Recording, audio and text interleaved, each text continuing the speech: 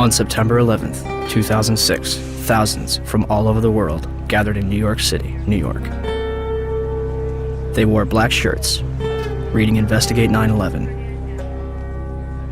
and held banners that read, "Ask questions, demand answers." This day marked the 5th anniversary of the terrorist attacks of September 11th, 2001.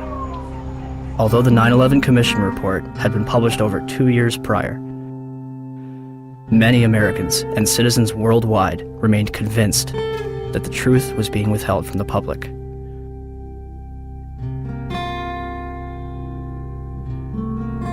Why? Why was a growing percentage of the world population becoming increasingly skeptical of the events of September 11th? Was it a natural inclination towards believing the worst about the United States government? Or was it a legitimate concern that only grew more powerful with time? The 9/11 Truth Movement includes academics, engineers, physicists, firefighters, intelligence officials, and some of the very people whose lives have been shattered since September 11th. Were they all delirious? You should not be here. No, you've got it all wrong. We're honoring the fallen heroes from 9/11. As are we. No, you're not. No, you are not. I feel so uncomfortable. I'm sorry. That next year, I'm not coming here. Or were they a concerned group of individuals taking the necessary steps to prevent the United States from slipping into its darkest era yet? Was September 11th a surprise attack on America by 19 Islamic terrorists? Or something else entirely?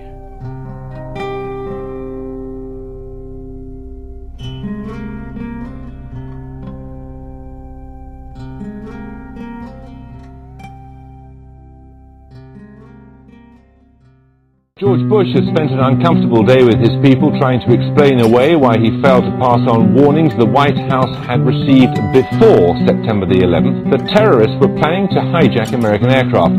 What happened that day has cast a shadow over just about every area of American life. Now one of the country's best-known journalists has said that the American response to the so-called war on terrorism has created a climate of effective censorship in a land claiming to be the home of free speech. There's never been an American war, small or large, in which access has been so limited as this one. The belief runs so strong in both the political and military leadership that those who control the images will control public opinion. Does it suggest that there was somebody on the inside? He kind of compared it to the Godfather story, you know, where the gun was placed in the men's room. There is also a possibility this could be some kind of inside job. May it have been an inside job? Might these people have gotten help from the inside? I was speculating about that along with others early this morning, but now there's a lot more evidence that suggests it's almost certainly the case. It's an obscene comparison, I'm not sure like it, but there was a time in South Africa that people would put flaming tires around people's necks if they dissented. The fear is that you'll be necklaced here. You'll have a flaming tire of lack of patriotism put around your neck. Now, it's that fear that keeps journalists from asking the toughest of the tough questions and to continue to bore in on the tough questions so often. People let us stay out of our business. A country that hides something is a country that is afraid of getting caught. And in particular, this Bush administration, who is as tight with Saudi Arabia as you can get.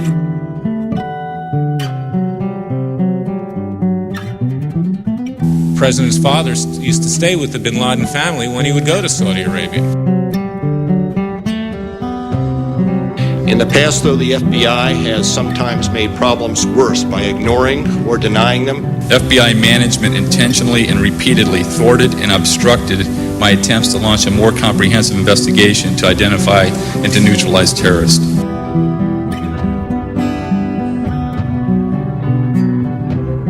To the families and victims, of September 11th.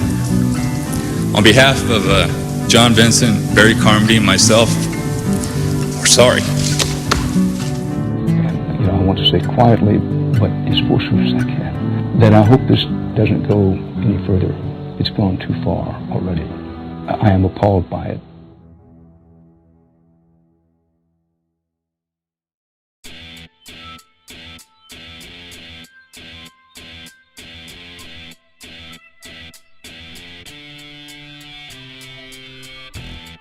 On September 13th, the United States government declares that it has overwhelming evidence that bin Laden is responsible for the attacks.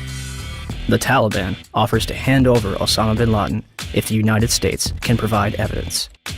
Our position in this regard is that if America have evidence and proofs, they should produce it, and we are ready for the trial of Osama bin Laden in the light of evidence. Are you willing to hand Osama bin Laden to the United States or no? No. Without evidence, no.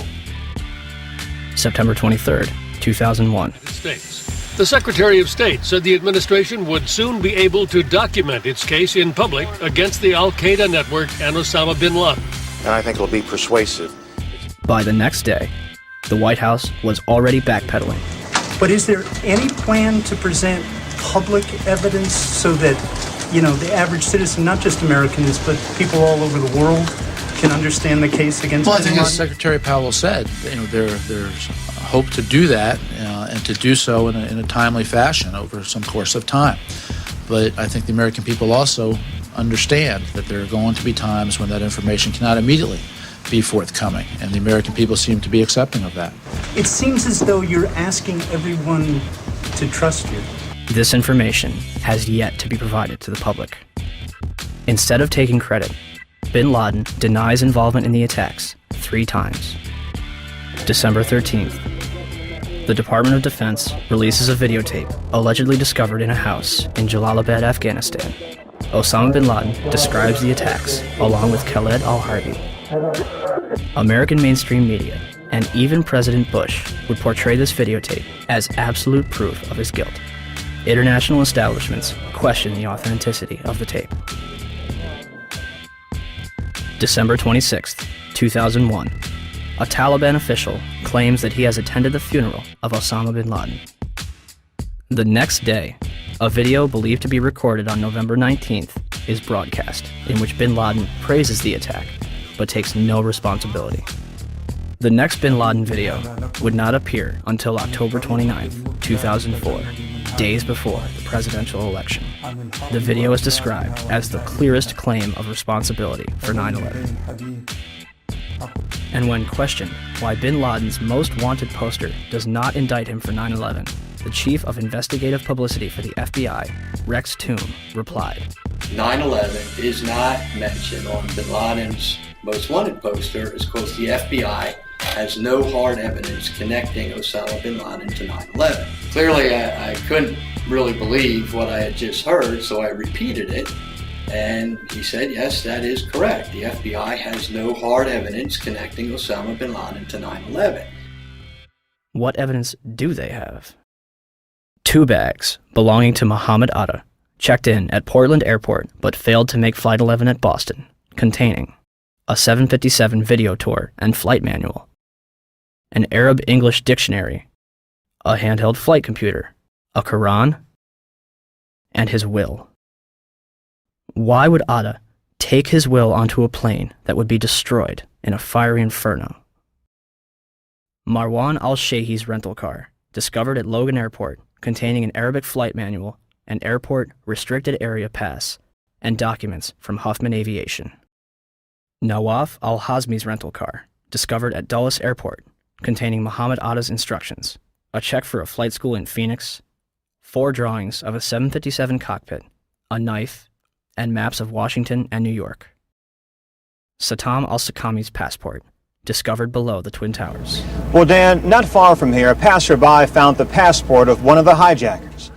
How does a passport fly out of a man's pocket through a 400-mile-per-hour airplane crash, survive 9,000 gallons of jet fuel, and land intact on a sidewalk 1,000 feet below? Mahed Maked and Nawaf al-Hazmi's ID cards discovered in the wreckage at the Pentagon. An ID, Saeed al-Ghamdi's passport, Ahmed al-Nami's driver's license, passport photos, and a business card found in Shanksville. The list goes on.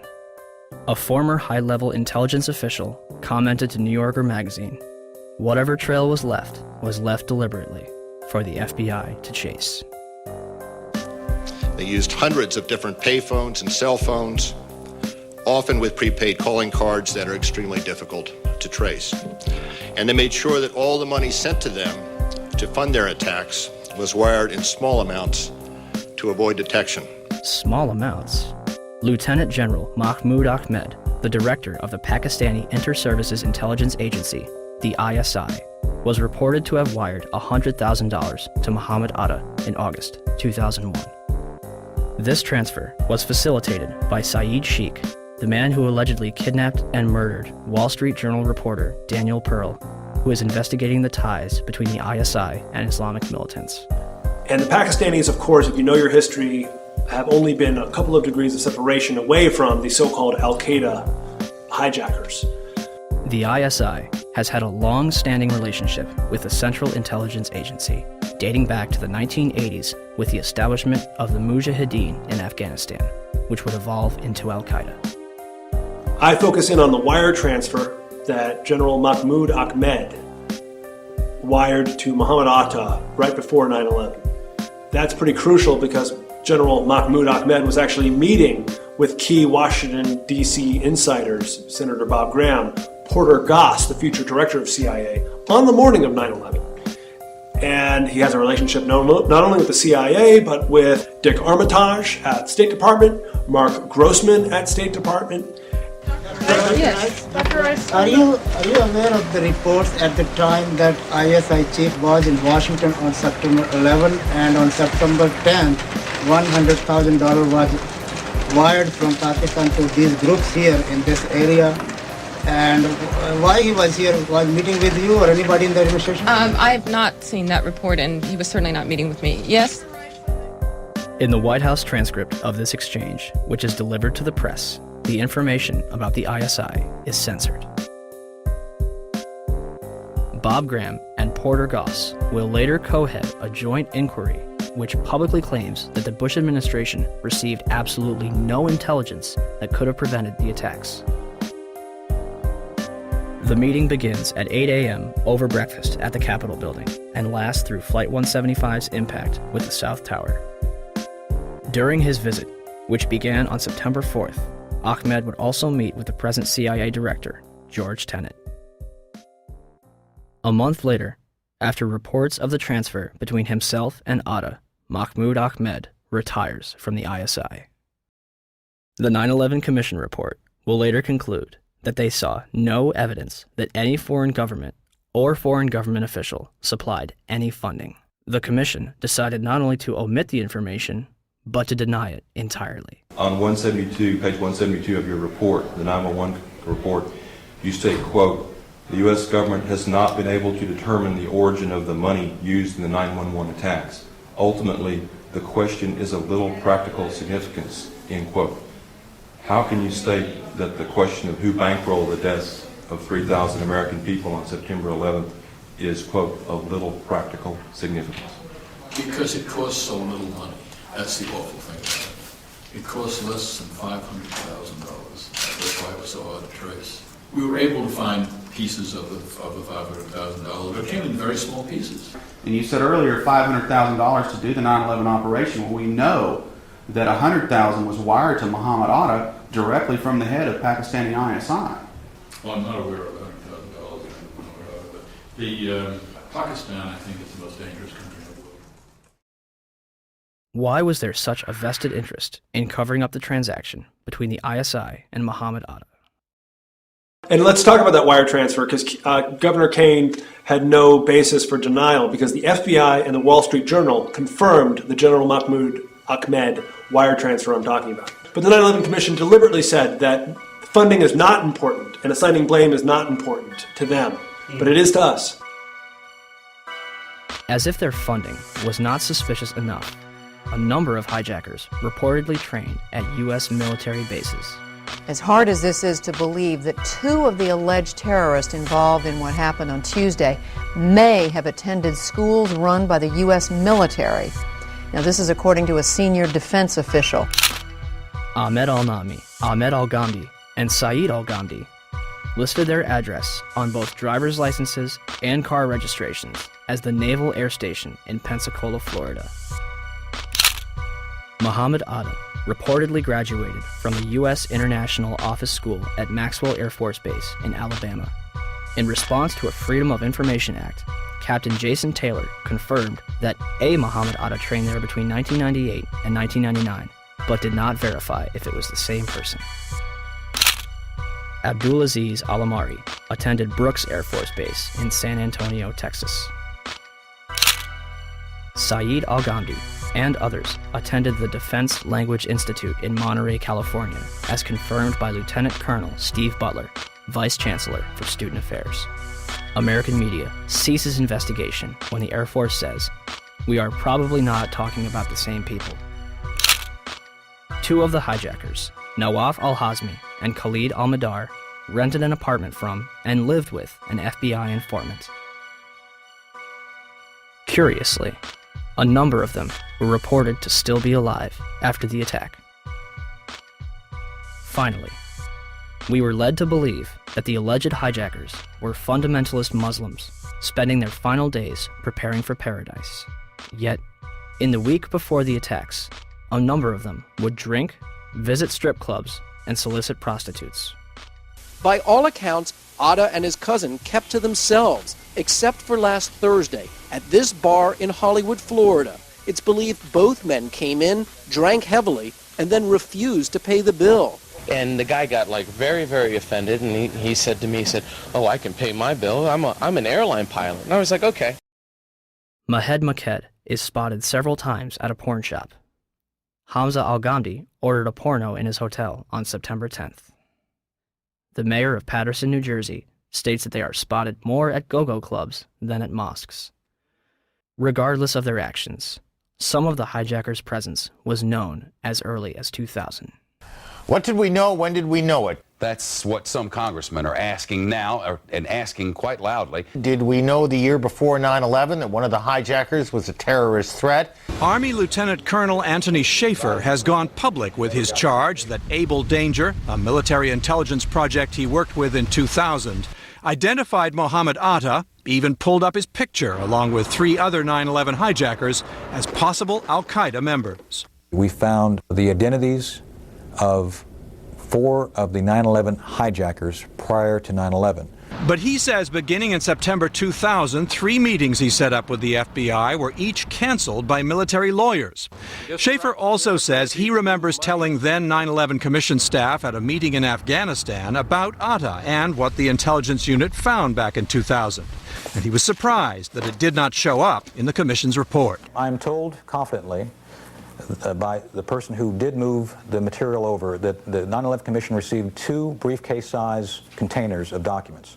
I can tell you for a fact that would not be 1/20th of the information that Able Danger consisted of during the time we spent. A 9/11 Commission spokesman said nothing they got from the Pentagon in early 2004 backed up Schaefer's claim, quote, "None of the documents turned over to the Commission mentioned Muhammad Atta or any of the other future hijackers." Where is it? Where's the beef? Where's the substance? Where is this mysterious chart that purportedly says that Atta was connected in some real way to these other hijackers? We'd love to see it. The company responsible for the chart, Orion Scientific Systems, would claim that only 2 charts were produced and that Atta was not present on either one. Throw them all out, John. These are all the charts. Spread them out.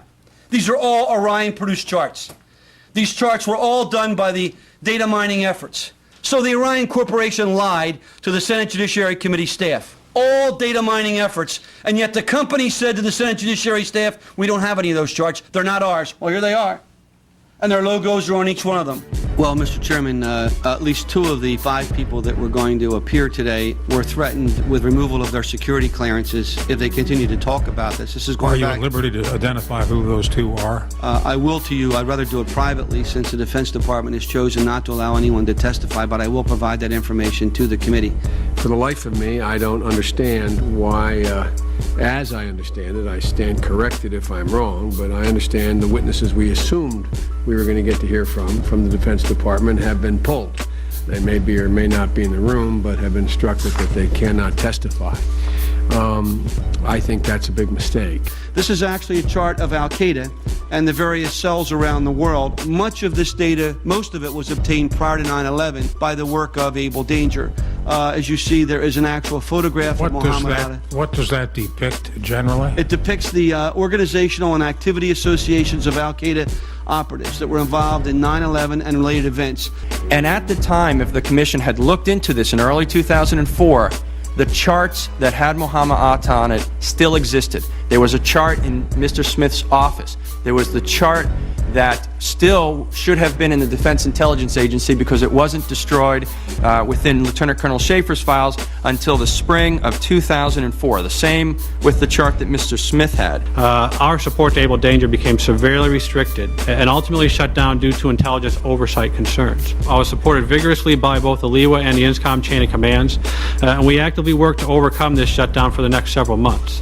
In the midst of this shutdown, I, along with one of my analysts, Chief Warrant Officer 3 Terry Stevens, were forced to destroy all data, charts, and other analytical products that we had not already passed on to SOCOM related to Able Danger. Another former DoD official will testify today that he was ordered to destroy up to 2.5 terabytes of data. Now, I don't know what a terabyte of data is, so we contacted the Library of Congress. It's equal to 1/4 of all the entire written collection that the Library of Congress maintains. Are you in a position to evaluate the credibility of Captain Philpott, Colonel Schaefer, Mr. Westfall, Ms. Preissler, Mr. J.D. Smith, as to their credibility when they say they saw Muhammad Atta on a chart? Yes, sir. I believe them implicitly. Lieutenant Colonel Tony Schaefer, who was the first member of Able Danger to go public, has now been told in writing by the Defense Intelligence Agency that he can't speak to members of Congress or their staff without prior approval. And now a security clearance, which allowed him to deal with classified information, has been pulled. The congressman says Schaefer has been gagged, punished for speaking up. The official response to Able Danger began in September 2005 with a letter from 9/11 Commissioner Slade Gordon to Senator Arlen Specter. Gordon concludes by saying that since Condoleezza Rice, President Bush, and the White House denied that Able Danger identified the 9/11 hijackers, it never happened. A 6-month investigation by the Senate Intelligence Committee concluded in December 2006 that Able Danger did not identify Muhammad Atta or any other 9/11 hijacker. Can we be certain that the hijackers were radical Muslims on a suicide mission? Or is there a possibility that they were trained, funded, and protected in our own country? Yes, ma'am, Sergeant Lorda. Yes. I'm just letting you know for information we're having an exercise, SF exercise. We're having a comm out. Okay. Guys. Happy, thanks. All right, thank you. Back. Between September 2000 and June 2001, the Federal Aviation Administration, FAA, would scramble fighter jets to intercept errant aircraft 67 times. Interceptions are routine and usually occur within 10 minutes of a sign of trouble, such as permanently losing radio contact and transponder signal or flying off course. On the morning of September 11th, according to official accounts, 4 commercial airliners would be off course and out of communication, and not one of them would be intercepted. How is it that on 4 separate occasions on one day that $1 trillion military and intelligence infrastructure could fail?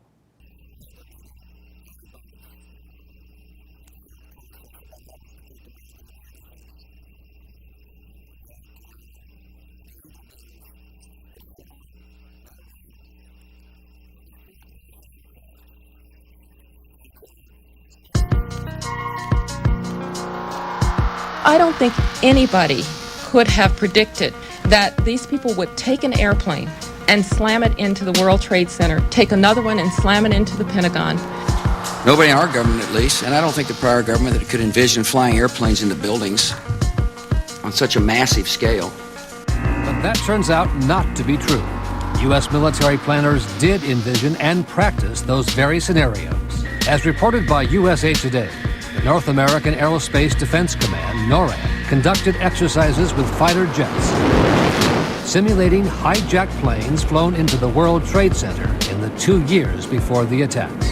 Pentagon planners also envisioned the attack on the Pentagon 5 months before it happened. According to this April 2001 Pentagon email, Air Force officials wanted a war game, having a terrorist group hijack a commercial airline and fly it into the Pentagon. The idea was to check response times to launch fighter jets, but according to the Pentagon email, the plan was ultimately rejected by senior Pentagon officials as too unrealistic. Still to come are questions, big questions, about NORAD's response on the day of the attack. Why, despite all the exercises and the planning, Peter, jet fighters were not in place anywhere near New York or Washington. Quite an amazing story. Many thanks, Brian. Brian Ross. One drill, called Amalgam Virgo, was conducted on June 1st and 2nd, 2001, and simulated successful terrorist attacks. Its purpose was to focus on unconventional threats, including an airborne hijacking. One plan would simulate the hijacking of a commercial airliner, which would be crashed into the Capitol. The second part of the exercise, which was planned but not executed before 9/11, involved 2 planes with actual pilots on the flight deck. FBI agents would hijack the planes and divert them to secure locations. And on its cover, Osama bin Laden. In fact, multiple war games were underway on 9/11 itself. The question was, we had 4 war games going on September 11th, and the question that I tried to pose before the secretary had to go to lunch was whether or not the activities of the 4 war games going on September 11th actually impaired our ability to respond to the attacks. The answer to the question is no, did not impair our response. In fact, General Eberhart, who was then the commander of North American Aerospace Defense Command, as he testified in front of the 9/11 Commission, I believe he told them that it enhanced our ability to respond. There were 2 CPXs. There was one Department of Justice exercise that didn't have anything to do with the other 3, and there was an actual operation ongoing because there was some Russian bomber activity up near Alaska. So, did the war games ultimately help or hinder our response? September 11th was day 2 of Vigilant Guardian, an exercise staged by the Joint Chiefs and NORAD, which simulated hijacked planes in the northeastern United States. Vigilant Guardian is a branch of Global Guardian, a mass Armageddon exercise being conducted at Offutt Air Force Base in cooperation with NORAD. Originally scheduled to take place in late October, Global Guardian was moved to September. The exercise is reportedly canceled after the second Twin Tower is hit.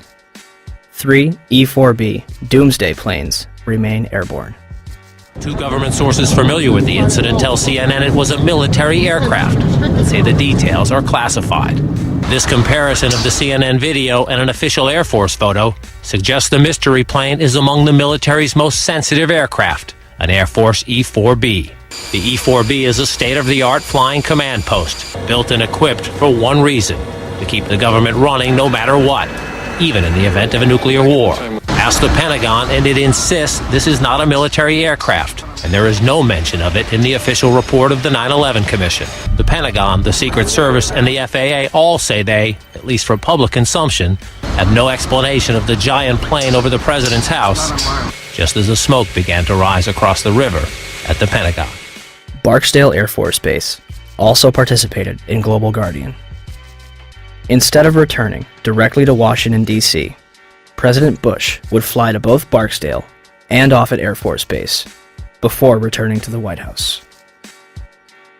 Another drill, Northern Vigilance, moved fighter jets to Canada and Alaska to monitor a fleet of Russian MiGs on a training mission. Northern Vigilance also placed inputs onto military radar screens. Also referred to as phantoms, inputs are simulated errant aircraft, which appear real to those participating in the exercise. We fought many phantoms that day. 3 F-16s from Andrews Air Force Base, located 15 miles from the Pentagon, are flown 180 nautical miles away for a training mission in North Carolina. Fort Belvoir, an Army base 10 miles south of the Pentagon, intended to test security in case of a terrorist attack. Employees in the Office of Emergency Management on the 23rd floor of World Trade Center Building 7 continue preparations for Tripod, a biological attack drill scheduled for September 12th. Finally, the National Reconnaissance Office in Virginia begins a drill at 8:45, conducted by a team from the CIA, in which a plane crashes into their building. Also, a number of war games were being conducted that have yet to be fully disclosed. Ask about the war games that were planned for 9/11. Commissioner Gorelick. Could you please be quiet? We have only a few minutes with General Myers. I'd like to ask a question. General Myers, I'm sorry. I would ask, please, people in the audience to be quiet if you want to stay here. Sir, statement. This commission has not answered my questions. I'm walking out. It's a farce. I will. Thank you. So let me get this straight. On the morning of 9/11, the United States is running drills in which hijacked aircraft go in and out of radar. Fighter jets are flown out of the United States, and planes are crashed into buildings. What a coincidence. And in terms of what motivated me to bring all the aircraft down, as you see one thing happen, that's an accident. When you see two of the same thing occur, it's a pattern. But when you see three of the same thing occur, it's a program. And so at that point, I decided to bring all the aircraft down. And so, at 9:45, all airborne planes were forced to land. This order applied to all civilian aircraft. Certain military planes were allowed to remain airborne. By 12:16 that afternoon, the FAA managed to ground over 4,000 planes without incident. During the time that the airplane coming in to the Pentagon, there was a young man who would come in and say to the vice president, the plane is 50 miles out, the plane is 30 miles out. And when it got down to the plane is 10 miles out, the young man also said to the vice president, do the orders still stand? And the vice president turned and whipped his neck around and said, of course the orders still stand. Have you heard anything to the contrary?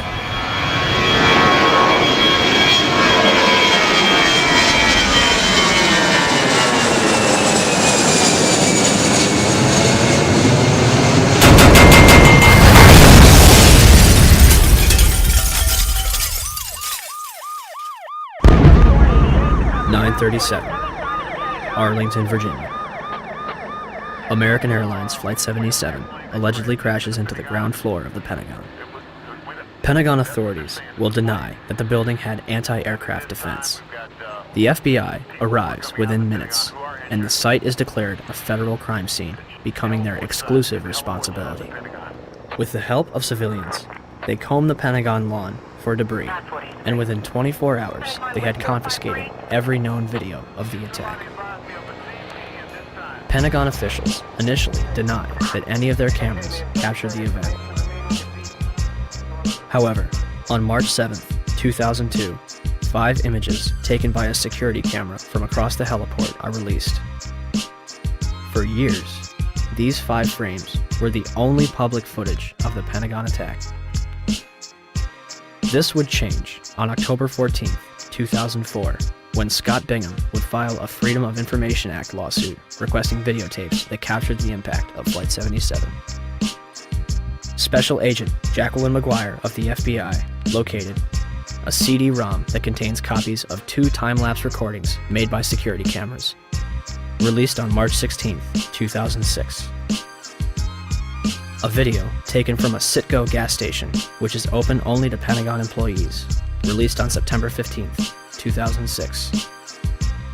And the Doubletree Hotel in Arlington, Virginia, released on December 7, 2006.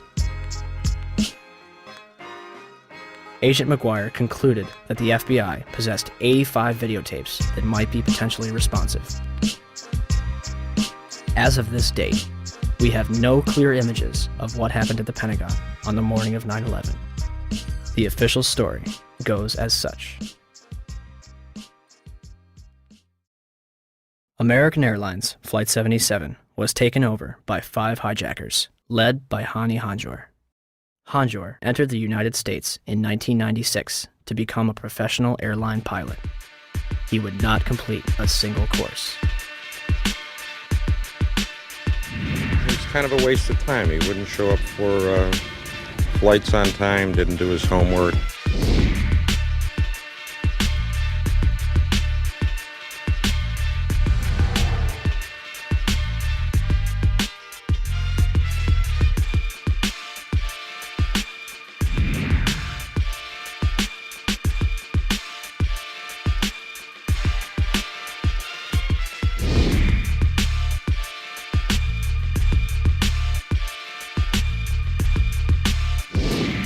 Average or below average piloting skills.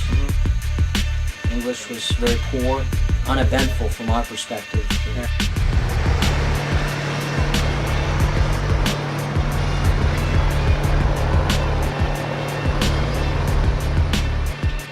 The 9/11 Commission concludes that Hanjour was perhaps the most experienced and highly trained pilot. Flight 93's hijacker, Saeed Al-Ghamdi, was a former Saudi fighter pilot. How could Hanjour be more experienced than him? On the morning of 9/11, Hani Hanjour and his 4 accomplices traveled to Dulles International Airport outside of Washington, D.C. They had spent the weeks beforehand at the Valencia Motel in Laurel, Maryland, 6 miles from the National Security Agency. All 5 will set off metal detectors and be subjected to additional screening, yet all of them proceed to board American Airlines Flight 77, which is described by the Washington Post as unusually light on passengers. Out of 188 seats, 64 would be filled. In fact, all 4 planes involved in 9/11 would be at approximately 30% capacity. The hijackers will board alongside Barbara Olson, the wife of Solicitor General Ted Olson, and a number of employees from Boeing, Raytheon, the Department of Defense, Lockheed Martin, American Airlines, the Navy, Army, and other government agencies. The pilots were Officer David Charlebois and Captain Charles Burlingame. Charles Frank Burlingame III, an aeronautical engineer and a graduate of both the Naval Academy and Top Gun Fighter Pilot School, flew F-4 fighter jets and developed anti-terrorism strategies at the Pentagon before retiring in 1989 to take a job at American Airlines. He would remain active in the reserves and anti-terrorism exercises until 1996. His Boeing 757 would be crashed into the very section of the Pentagon he used to work in. The hijackers would have only moments to subdue both Charlebois and Burlingame, remove them from the cockpit, and retain control of the airplane. Yet, the plane is hijacked without incident at 8:51 and makes an unauthorized turn to the south 3 minutes later. No mayday, no hijack code, no sign of struggle. Flight 77 will fly all the way back from the Kentucky-Ohio border, coasting for another 43 minutes against its flight path before crashing into the Pentagon without any military interception. Had Hani Hanjour wanted to inflict maximum damage, all he had to do was continue his trajectory and nose down into the roof of the Pentagon. Instead, he begins a complicated 330-degree turn, dropping 7,000 feet and exposing himself for an additional 3 minutes while executing a maneuver described by experienced pilots as nearly impossible, requiring professional expertise. In essence, an amateur pilot considered a waste of resources by instructors who was unable to control a small Cessna in August 2001, executed this nearly impossible maneuver in a 757 with skilled precision a month later. Todd Lewis is working radar at Dulles Airport.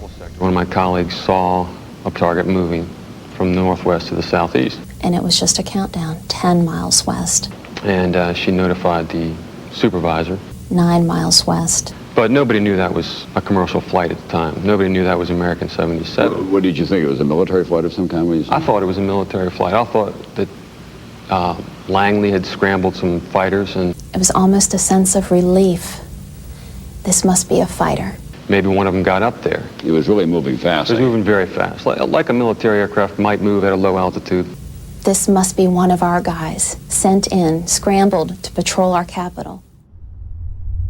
The 757 will descend over Columbia Pike, flying adjacent to the Sheraton Hotel, Virginia Department of Transportation, Navy Annex, and fly past the Citgo gas station before crossing Washington Boulevard.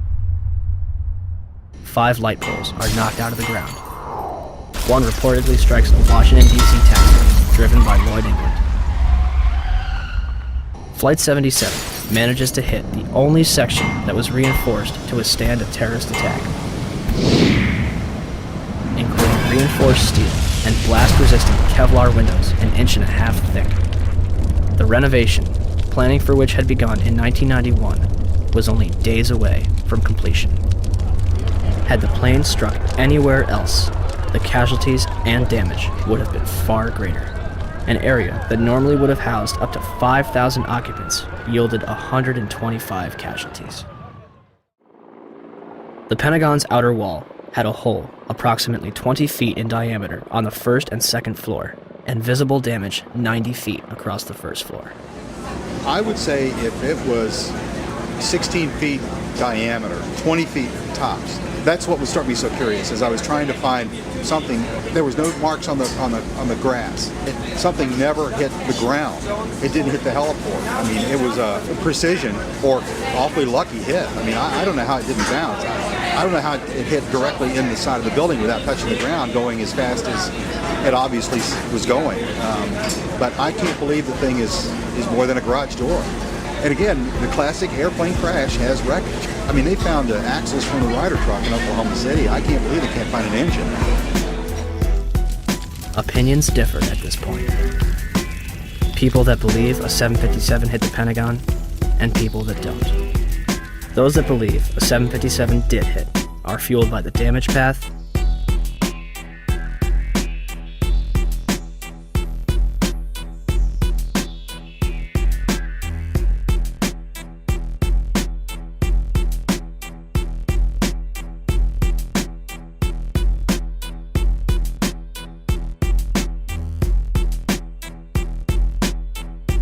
wreckage outside the building,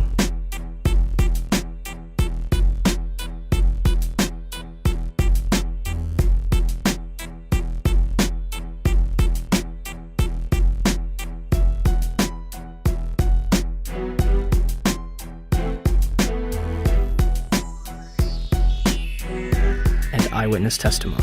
While we were sitting in the office, and all of a sudden we heard some rumbling, something is kind of hitting us. Very imminent things could happen. So we look at each other, and it really, the noise is unbearable. And at the last moment, my brother jumped out the office. I heard about the very big jet sound. Looks like just up to here. I just look at the outside, big black wings coming that way. And then I just running out, and then 2-3 seconds, boom! We're used to seeing planes. Maybe a 20-passenger corporate jet, no markings on the side. I saw a plane going down, big plane, commercial liner type. And I saw this jet coming in, and it was really low, and it was an American Airlines jet. You could read the AA on the side, silver fuselage. This particular plane was awful low, and as we were coming down on a 395, it came across in front of us, and it was low. Coming in at a shallow angle like it was landing right into the side of the Pentagon. It just happened. It was really amazing. huge explosion. So you actually saw the plane impact the side of the building? Yes, I did. Just one plane? Just one plane.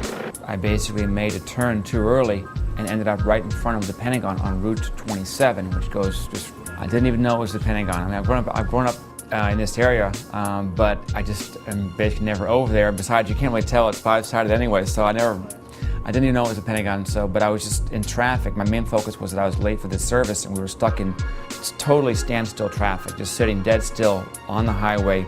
And basically, without warning, there was just the sensation of something coming over the top of us. It seems the plane was so low that it hit a light pole that was just on the edge of the highway, on the far side there. Before it came over the highway, it clipped this pole, which I heard ended up being knocked over and hitting a taxi, which was near my car. Okay, my name is Lloyd England. 9/11, I was driving my car on my way home. This airplane flew over top of my car. It was real close.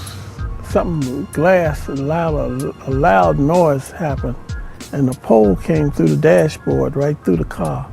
I stopped the car in the middle of the street. It didn't stop straight, it stopped at an angle. As far as the plane went through, it didn't come back in until I stopped the car and got out. Then I looked for the plane. There was no plane, but it was quiet. If had nobody seemed to have indicated where something happened, I wouldn't have known. And I was there. I mean, I'm there. And the plane, the wing spread would have been from that house, maybe halfway in my house. And the big wing, the big motors underneath of them. And nothing was left out? Those that think a 757 did not hit are fueled by the damage to the building and lack of large structural debris outside, particularly the lack of damage from the wings and vertical stabilizer, and the fact that those objects, as well as the engines, were never fully recovered. Is there anything left of the aircraft at all? First of all, the question about the aircraft, there are some small pieces of aircraft visible from the interior during this firefighting operation I'm talking about, but not large sections. In other words, there's no fuselage sections and that sort of thing. They said it was a plane, and I didn't see any pieces of any plane, and I couldn't believe that a plane hit the building. There are numerous parts to a 757 that are virtually indestructible. To date, we have not seen a single piece positively identified as Flight 77's. The fact that an exit hole inside the Pentagon is not explained by any official report on the attack. The fact that there was no impact damage on the lawn. And the fact that out of the videos that have been released, none of them clearly show a 757. The outer wall will collapse 20 minutes later, leaving a hole approximately 70 feet wide. What hit the building may be important. However, our focus should be on why it was hit in the first place. The section hit was the headquarters of Naval Operations, Naval Intelligence, and the Navy Command Center. Army personnel were also killed. A number of accountants and budget analysts were also present at the time and killed in the attack. The Arlington County After Action Report states that important budget information was in the damaged area. It's interesting that 24 hours prior, Donald Rumsfeld publicly made this announcement. According to some estimates, we cannot track $2.3 trillion in transactions. According to the 9/11 Commission report, the military was unprepared for the transformation of commercial aircraft into weapons of mass destruction. Counterterrorism forecaster Marvin Citron authored a report in 1994 for the Department of Defense, warning of Washington's vulnerability to terrorist attack. We predicted a plane could have crashed into the Pentagon. That's about as specific as you can be. If you made a right turn at the Washington Monument, you could hit the Pentagon. A left turn, you could hit the White House. Back on October 24th, 2000, the Pentagon conducted MASCAL, a mass casualty exercise which simulated the impact of a Boeing 757 into the building. I'm very curious, and as time goes by, it makes you you more curious as you have time to dwell on the details and all the information that's becoming available. I can't drive my car that well, but I can't imagine somebody just climbing behind the wheel of an airplane and doing what they did and doing it so well. Basically, it was the strangest day I've ever spent in my entire life. It was like in slow motion. I get chills every time I hear the audio. Physically, I swear I get chills every time I watch the video. I can feel the heat. I can smell the fuel, or I can smell the burning. There's been a lot of curiosity, I think, in time, and even for me, who was there. I still have questions of, did I really see what I think I saw? You know, when you're led to believe and you think you believe what you think you saw, I think that you begin to buy into it. But the more you dwell on it and the more the evidence comes forward, the questions get larger and larger and larger. I'd like some conclusion. I mean, I'm sure the families would, and I'm sure the military knows a lot more than we do in the government. But I'm just astounded that they don't share more of the information that's available. If the government was 100% forthcoming and wanted to squelch any doubt as to what happened, why have they controlled the evidence so strongly?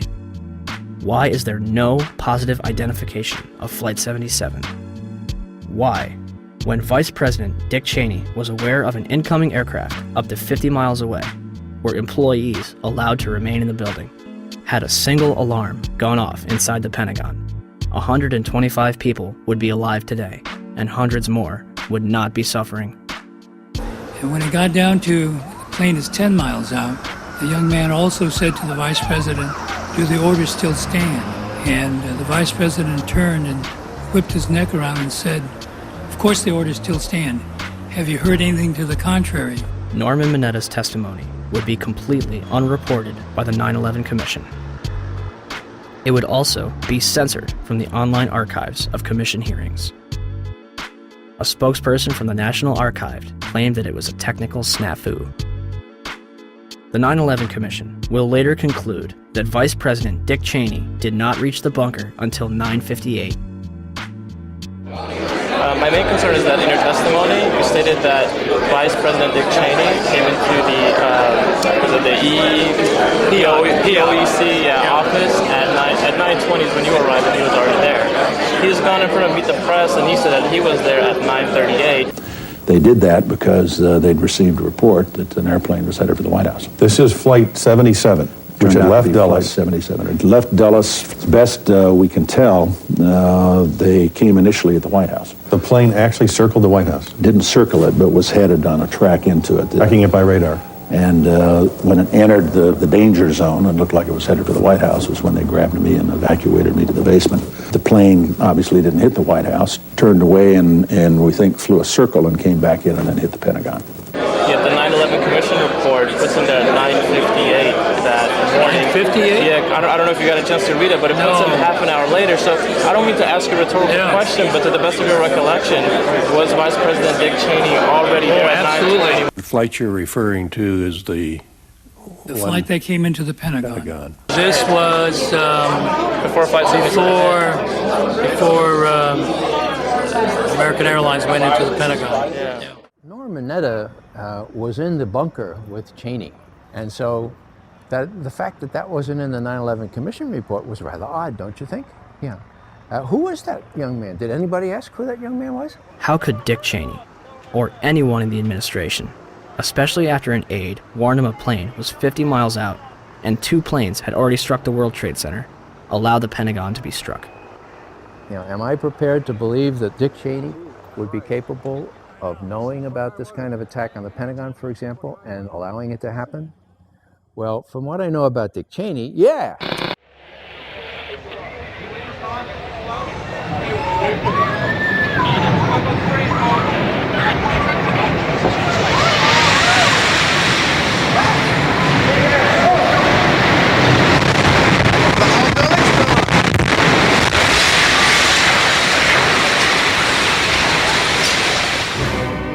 (9:59), New York City, New York. The South Tower of the World Trade Center, 110 stories tall, collapses to the ground in approximately 10 seconds. 29 minutes later, the North Tower follows suit, also collapsing in approximately 10 seconds. Later that evening, at 5:20, World Trade Center Building 7, 47 stories tall, collapses to the ground in under 7 seconds. The official explanation is that falling debris from the North Tower created a series of fires inside the building. If this is true, it would be the third steel-frame skyscraper in history to completely collapse because of damage and fire. The first two would be the Twin Towers. February 23rd, 1991. One Meridian Plaza, a 38-story skyscraper in Philadelphia, burned for 18 hours across 8 floors. It is later described by officials as the most significant fire of the century. It did not collapse. October 17, 2004. A 56-story skyscraper in Caracas, Venezuela, built in 1976, burned for over 17 hours and spread across 26 floors. It did not collapse. February 13th, 1975. A 3-alarm fire broke out between the 9th and 14th floors of the North Tower. No one died. The building was unoccupied. The fire began in an electrical wiring closet on the 11th floor. There should have been fire stops to prevent it from spreading, but there weren't. The fire spread to 6 other floors. Even without a sprinkling system, fire department officials and building officials here say that there's no chance the World Trade Center could become a type of towering inferno. The fire is so intense, it leads to the installation of sprinkler systems, which would come in handy on May 19th, 1975, when 7 fires strike the complex. The South Tower had garbage fires dispersed between the 25th and 36th floor, and the North Tower had a fire on the 11th floor. 6 of the fires were minor, but the 7th on the 32nd floor of the South Tower caused heavy damage. Guess what? They did not collapse. September 11th, 2001. 2 110-story skyscrapers, completed in 1973, burned for 56 minutes over 8 floors and 103 minutes over 5 floors, respectively, before collapsing completely to the ground. Some argue that this was due to the construction of the Twin Towers. The Twin Towers were composed of 200,000 tons of steel and 425,000 cubic yards of concrete. The core of each tower was a rectangular pillar 87 by 133 feet, comprised of 47 steel box columns ranging from 36 by 16 to 52 by 22 inches. The North Tower was completed in 1970, standing at 1,368 feet tall, and the South Tower was completed in 1973, reaching 1,362 feet tall, making them the tallest buildings in the world at the time. They were designed to withstand multiple impacts from a Boeing 707, the largest aircraft at its time. An analysis released in 1964 claims that the buildings were investigated and found to be safe in an assumed collision with a 707 traveling at 600 miles per hour. Such collision would result in only local damage which could not cause collapse or substantial damage to the building. A 707 has 4 engines instead of 2, and its cruise speed is 607 miles per hour. The Boeing 767s that struck the North and South Tower were traveling at 440 and 540 miles per hour, respectively.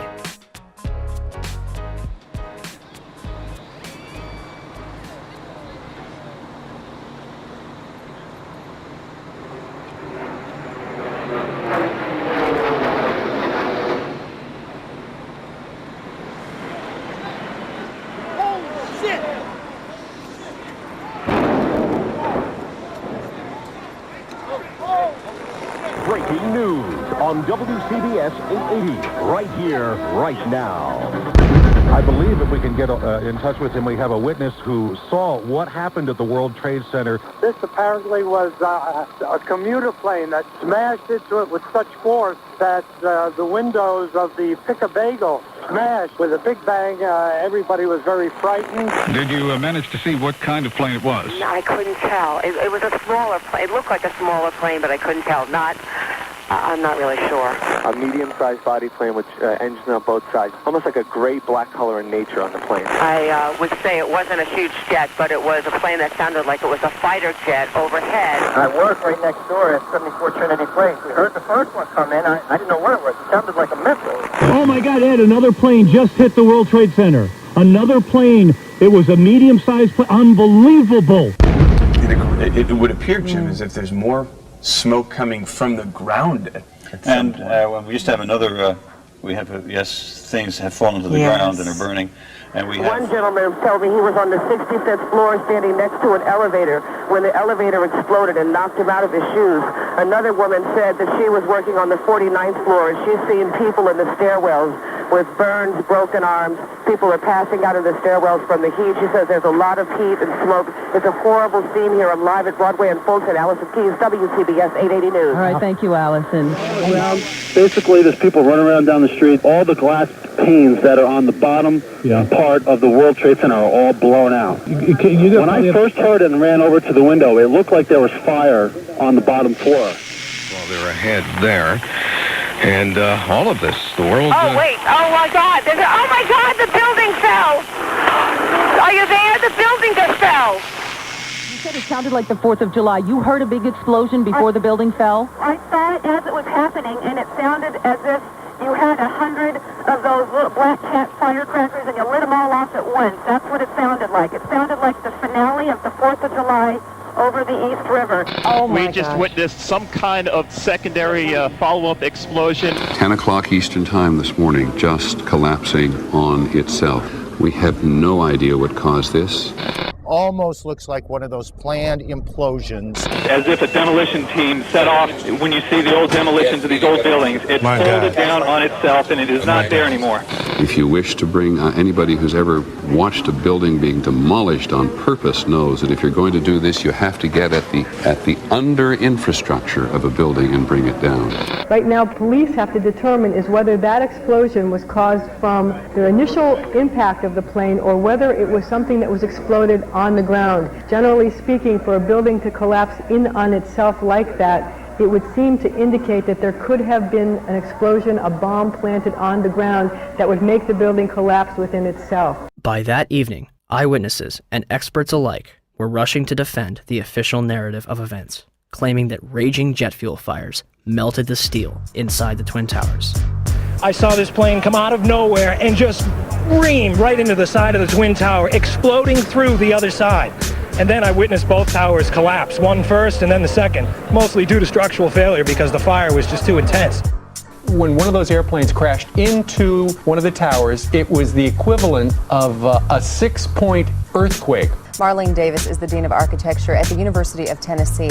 She calls the 110-story tall twin tower tube structures. That means there are no internal columns holding it up. You know, when we saw this yesterday, people said, oh my goodness, there was a bomb on there. There must have been a bomb that collapsed. Must have been a bomb below. Right, that finished the job. Well, it turns out we heard from experts who said that, you know what, the fire on those floors probably 1,500 degrees. Steel can only withstand so much because the steel structure that holds the building up was on the outside, and essentially the building started to melt and it gave way and it toppled. Engineers suspect the temperatures inside the crash areas could have quickly reached well over 1,000 degrees, perhaps approaching 2,000 degrees, beyond the melting point of any steel. They were not designed, perhaps, to take a direct strike from something the size of a 737 or an Airbus, perhaps fully loaded with fuel. Steel will melt. Physics professor and explosives expert Van Romero.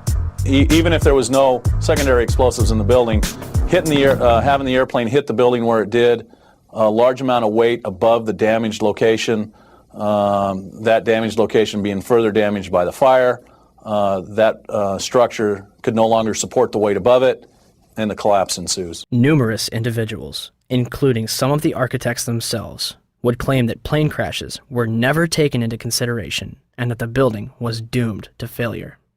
Hyman Brown was the project engineer on the Twin Towers, the man on the ground in charge of making sure the buildings were built right, the way it was designed. Structural steel is fireproof to last between 1 and 2 hours, which it did, and then steel melts.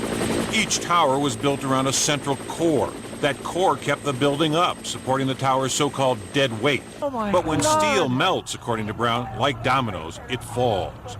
Brown says the towers were built to withstand 200-mile-an-hour hurricanes, the 100-year storm, the worst nature could dish out. But he says an airplane crash never entered anyone's mind. However, that's not entirely true. Yet the impact of the planes alone did not cause that failure.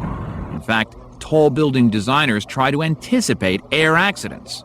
Marc Loiseau is president of a company called Controlled Demolition. When this structure was designed, it was designed, to the best of my understanding, to take the impact of what was then the state-of-the-art airplane being used in our country, the Boeing 707. The building was designed to have a fully loaded 707 crash into it. That was the largest plane at the time. I believe that the building probably could sustain multiple impacts of jetliners because this structure is like the mosquito netting on your screen door, this intense grid, and the jet plane is just a pencil puncturing that screen netting. John Skilling, the World Trade Center's head structural engineer, told the Seattle Times after the 1993 bombing that if a plane struck the building, there would be a horrendous fire, but the building structure would still be there. On August 21st, 2002, the National Institute of Standards and Technology, NIST, commenced their investigation. NIST is a government agency that reports back to the United States Department of Commerce, headed at that point by Donald Evans and later replaced by Carlos Gutierrez, both Bush cabinet appointees. As part of their investigation, NIST contracted Underwriters Laboratories to recreate floor models from the Twin Towers for the purpose of fire resistance tests. We heard about it in the news. We heard about it right away that the floors didn't collapse. Okay, so they tested these huge models. They're models, but they're huge. I mean, one model was essentially the same size and exactly the same as one of the types of floor sections used. And they tested it according to ASTM E119. They exposed it to much longer fire and higher temperatures than we know were present in the World Trade Center. So right away there was a problem. And that's August of 2004. The final report was released on October 26, 2005, producing over 10,000 pages. It will not explain the actual collapse of the buildings. They only claim to get to collapse initiation and state flatly that it led to global collapse. The report, admittedly, does not actually include the structural behavior of the tower after the conditions for initiation were reached and collapse became inevitable. We were charged with finding out the cause of the collapse, and we found what happened. I think we've scientifically demonstrated what was required to initiate the collapse. Once the collapse initiated, the video evidence is rather clear. It was not stopped by the floors below, so there was no calculation that we did to demonstrate that, what is clear from the videos. NIST concludes that they found no evidence suggesting that the World Trade Center towers were brought down by controlled demolition. Where would people get an idea like that? 1. Except for material that was blown outwards, the Twin Towers collapsed into their own footprint symmetrically at nearly free-fall speeds. Newton's laws of motion determine how long it takes an object to travel a certain distance in complete freefall.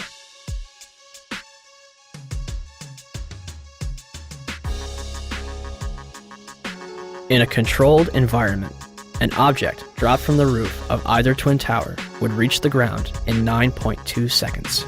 The 9/11 Commission report will state, at 9:58, the South Tower collapsed in 10 seconds. Even NIST says the tops of the buildings came down essentially in free fall. Judge for yourself.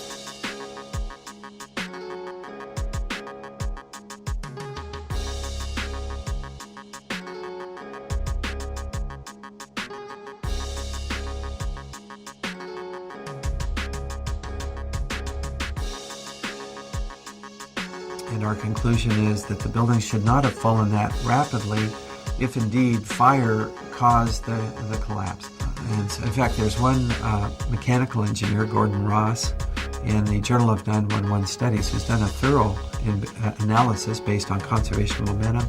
If the official story was correct, then the heating that was supposed to cause the failure would have been a much slower event, and it would have been an asymmetric event. For the tower to collapse straight down onto itself flies in the face of what we know about steel and how steel behaves. When we have a failure in one area, then the failures tend to continue within that area, and you'd see an asymmetric collapse, possibly the upper section falling off as it twisting away from the tower and falling off. But it's very unusual to see the upper section falling straight through the path of the greatest resistance, which was straight down through the middle of the tower. It just does not add up. 2. Molten metal exceeding 2,000 degrees Fahrenheit was discovered in the rubble of Ground Zero, underneath the Twin Towers and Building 7. Even with heavy rain on September 14th and 21st, a constant stream of fire retardants and water, described as creating a giant lake, these fires would not be extinguished until December 13th, 2001, making it the longest burning structural fire in history. Was the jet fuel responsible? Dr. Frank Gale, who was working with NIST, claimed in 2005, your gut reaction would be that the jet fuel melted the steel. Indeed, it did not. The steel did not melt. The temperatures that we know existed within the collapse, within the debris pile, are physically impossible from an atmospheric jet fuel fire. Cannot be done. I'm curious about the pool of molten steel that was found in the bottom of the towers. I am too. And Please tell me about it. Have you seen it? Well, not personally, but eyewitnesses there found huge poles of molten steel beneath the towers, and some scientists don't think that the collapse of the building could have melted all that steel. First of all, let's go back to your basic premise that there was a pool of molten steel. I know of absolutely nobody, and no eyewitness who said so, nobody who's produced it. I was on the site, I was on the steel yards, so I don't know that that's so. You'd get down below and you'd see molten steel running down the channel rails. Like you're in a foundry. Yeah, like lava. Like it was lava from a volcano. Underground, it was still so hot that molten metal dripped down the sides of a wall from Building 6. However, they do hit hot spots occasionally, and everything stops. There were fires of 2,000 degrees Fahrenheit below the ground. I don't know that that's so. There's video of it. Melted around 2,600 degrees Fahrenheit. I think it's probably pretty difficult to get that kind of temperatures in a fire. Well, NASA pictures, thermal images showed those sorts of temperatures in the basement. Could you send them to me? Okay. My name is Mark, and I'm the individual who was questioning Dr. Gross, and he asked me to email to him those thermal images. When I approached him after his talk to get his email address for that purpose, he refused to provide it to me. I think this is important because it reveals the attitude of the NIST investigators, which is one of willful ignorance of what really happened on 9/11. As well as the molten metal in the debris, it was also observed prior to the South Tower's collapse.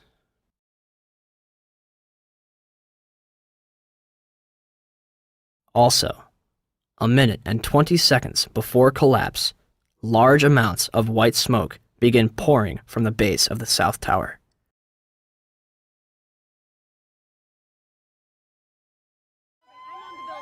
Three, the concrete, and in fact, virtually everything except the metal inside the Twin Towers was pulverized as the building collapsed. This pulverized material created pyroclastic dust clouds that raced down city streets, coating lower Manhattan in a fine dust. Pyroclastic clouds generally occur during two events: volcanic eruptions and controlled demolitions.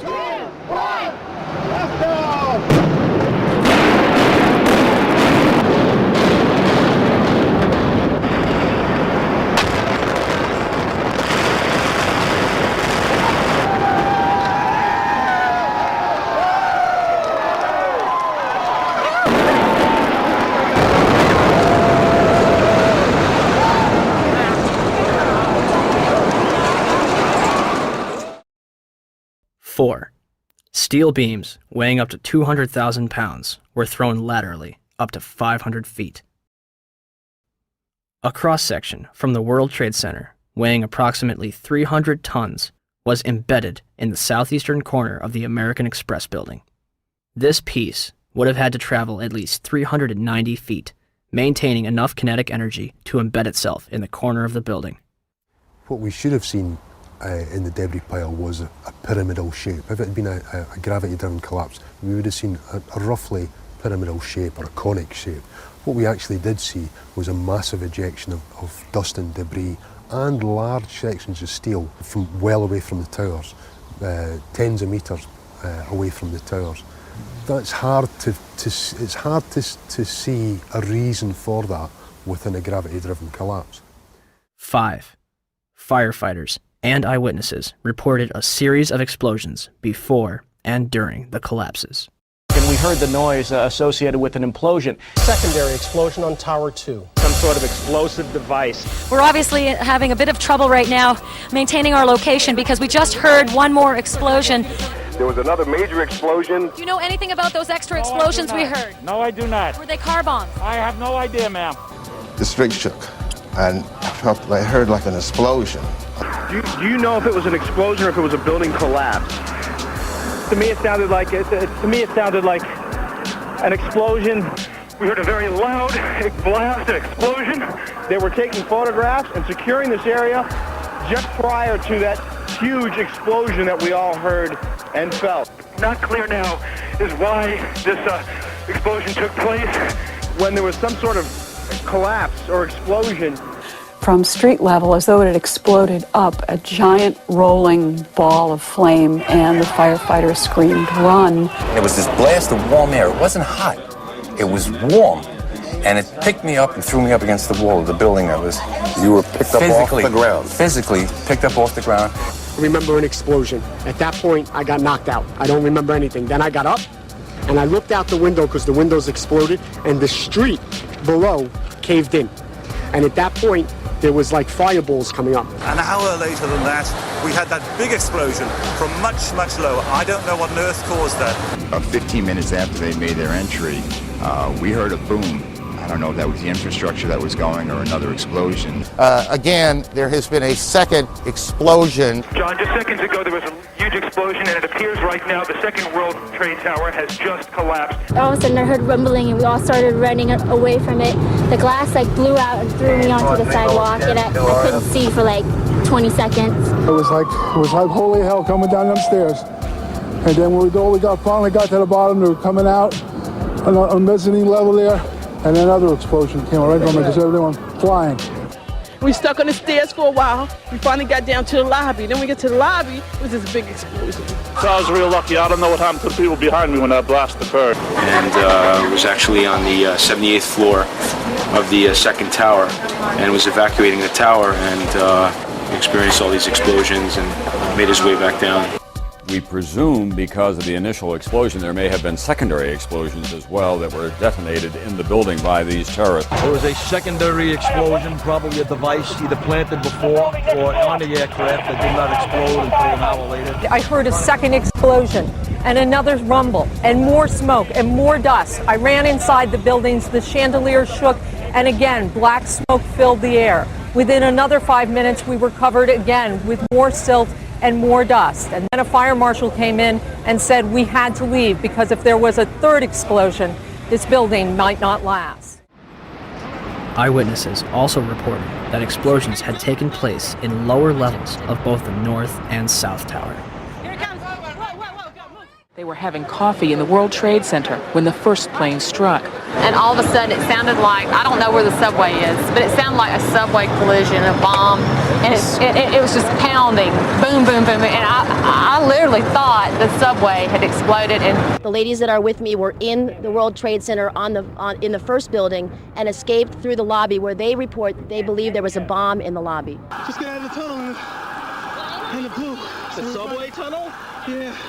Yes, I was right there. I was down in the basement, came down, all of a sudden the elevator blew up, smoke. I dragged the guy out, his skin was hanging off, and I dragged him out, and I helped him out to the ambulance. And when I got up to the concourse level, it was just like like gunfire and then just 3 big explosions. And even the turnstile was burnt and was sticking up, and they just told us to run. I heard the first explosion, and the elevator blew up. And as we were coming out, we passed the lobby. There was no lobby. So I believe the bomb hit the lobby first, and a couple of seconds then the first plane hit. Firefighter John Schroeder arrived in the lobby of the North Tower shortly after the first plane struck. So we're standing there in the lobby, we're getting all together. All of a sudden, we hear... I look down to my right, and the elevator's exploded, something out of like a Bruce Willis Die Hard movie. People just come running out of the elevators, on fire, fireballed. I mean, it was like, what is going on here? There's something's up here. I mean, the plane's up there, now there's fire down here. People run around all on fire. This is crazy. So we were heading up to the 24th floor of the stairwell, and all of a sudden we heard, Mayday, Mayday, second plane, second plane. Swift, we're looking at each other like, come on, second plane? There's no way there's a second plane. Within seconds, our building got rocked. We got bounced around in the stairwell like pinballs, man. And we just said, you know what? Time to go. We got down to the lobby, and everything was blown out, exploded. Everything was... And we were the only ones in the lobby now. We're going, wait a second here. Where is everybody? Because the building was coming down the outside. They moved the command post to World Trade Center, too. So now we're like, we didn't get no, where is everybody? We were in the lobby. It looks like everything was exploded. Everything was gone. We're like, what is going on here? We didn't know. We were like, this is crazy. But for every window in the lobby to be exploded, I mean, them windows were like as thick as forget it. They were 2-3 inch glasses. Come on. They exploded out of the lobby. Something. It wasn't from the jet fuel. No way. The elevators exploded. They were down from the lobby. The lobby was over here. That should never have happened. Something would happen there, and that wasn't. We came down. It looked like a bomb went off in the lobby. There was no fire. It just looked like a bomb went off. So, how was the largest and most puzzling architectural failure in history treated? The steel from the World Trade Center was mostly shipped overseas, eliminating any possibility of independent investigations. New York City's Department of Design and Construction contracted 4 companies for debris removal.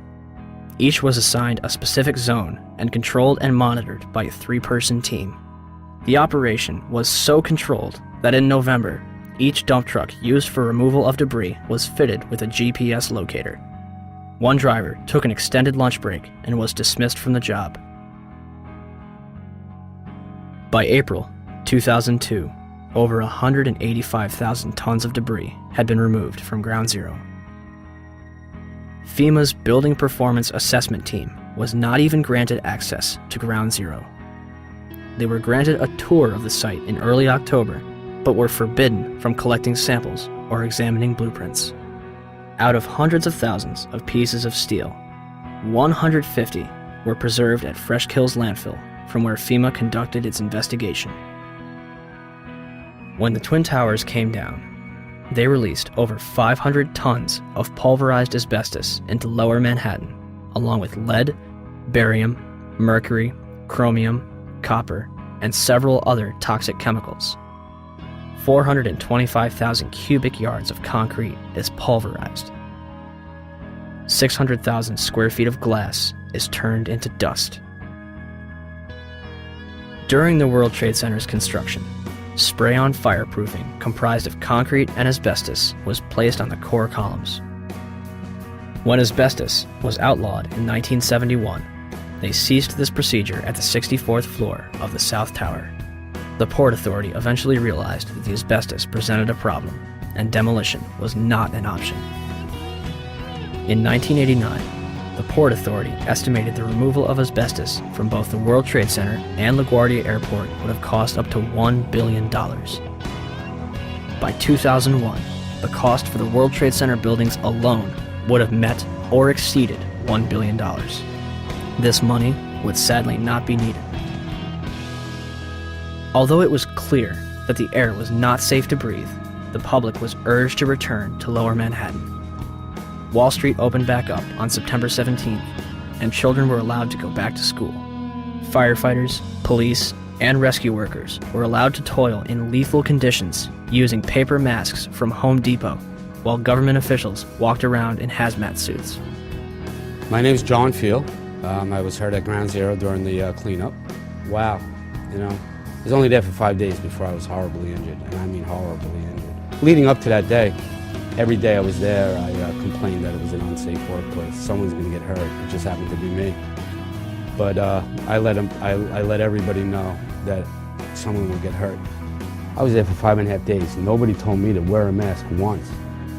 Nobody gave a shit when that piece of steel altered my life. But like the thousands that are suffering and sick, I didn't roll over and play dead. And I know human life takes a backseat to the almighty dollar, and that's what makes this country roll and run, is the almighty dollar. But you guys somewhere along the line lost your credibility with me.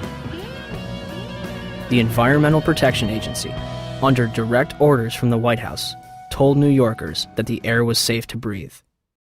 The administrator at the time, Christine Whitman, issued an internal memo on September 12th, declaring that all statements to the media should be cleared through the National Security Council before they are released.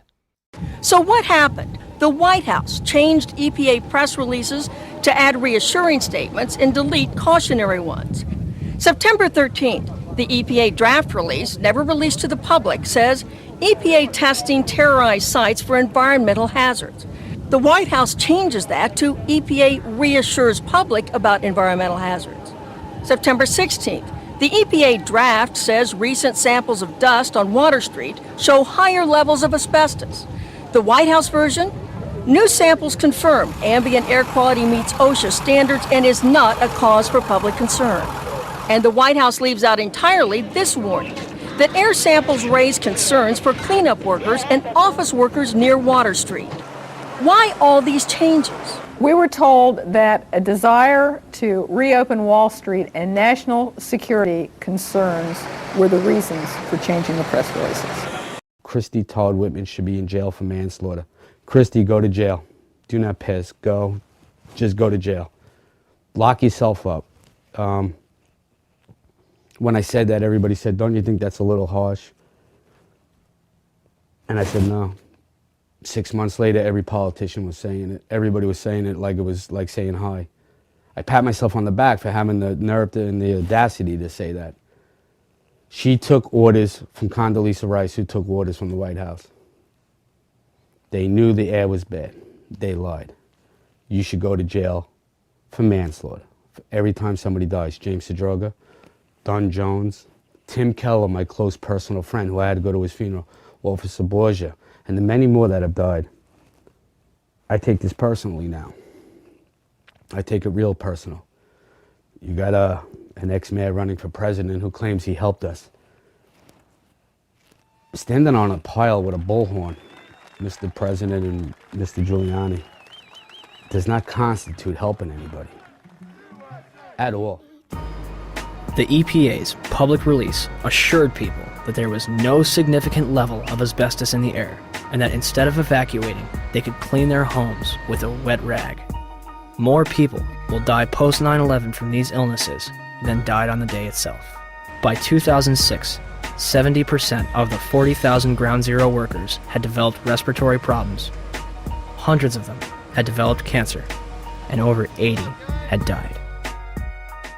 To make matters worse, a large majority of the victims from the World Trade Center were denied a decent burial and treated like garbage.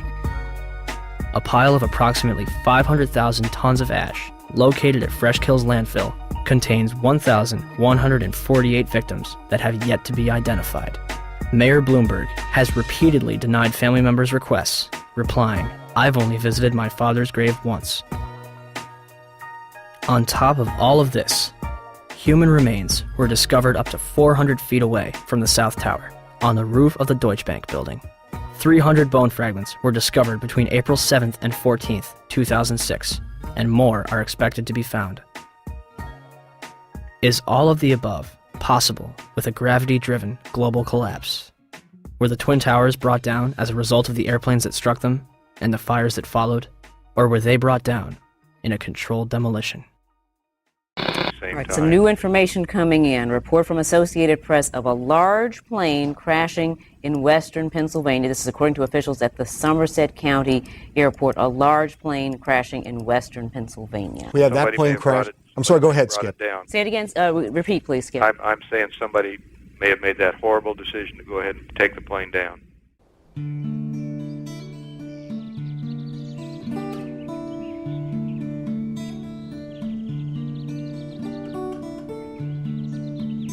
(10:03 a.m. Shanksville, Pennsylvania. United Airlines Flight 93 allegedly plows into an abandoned strip mine at 580 miles per hour. 20 minutes flying time from Washington, D.C.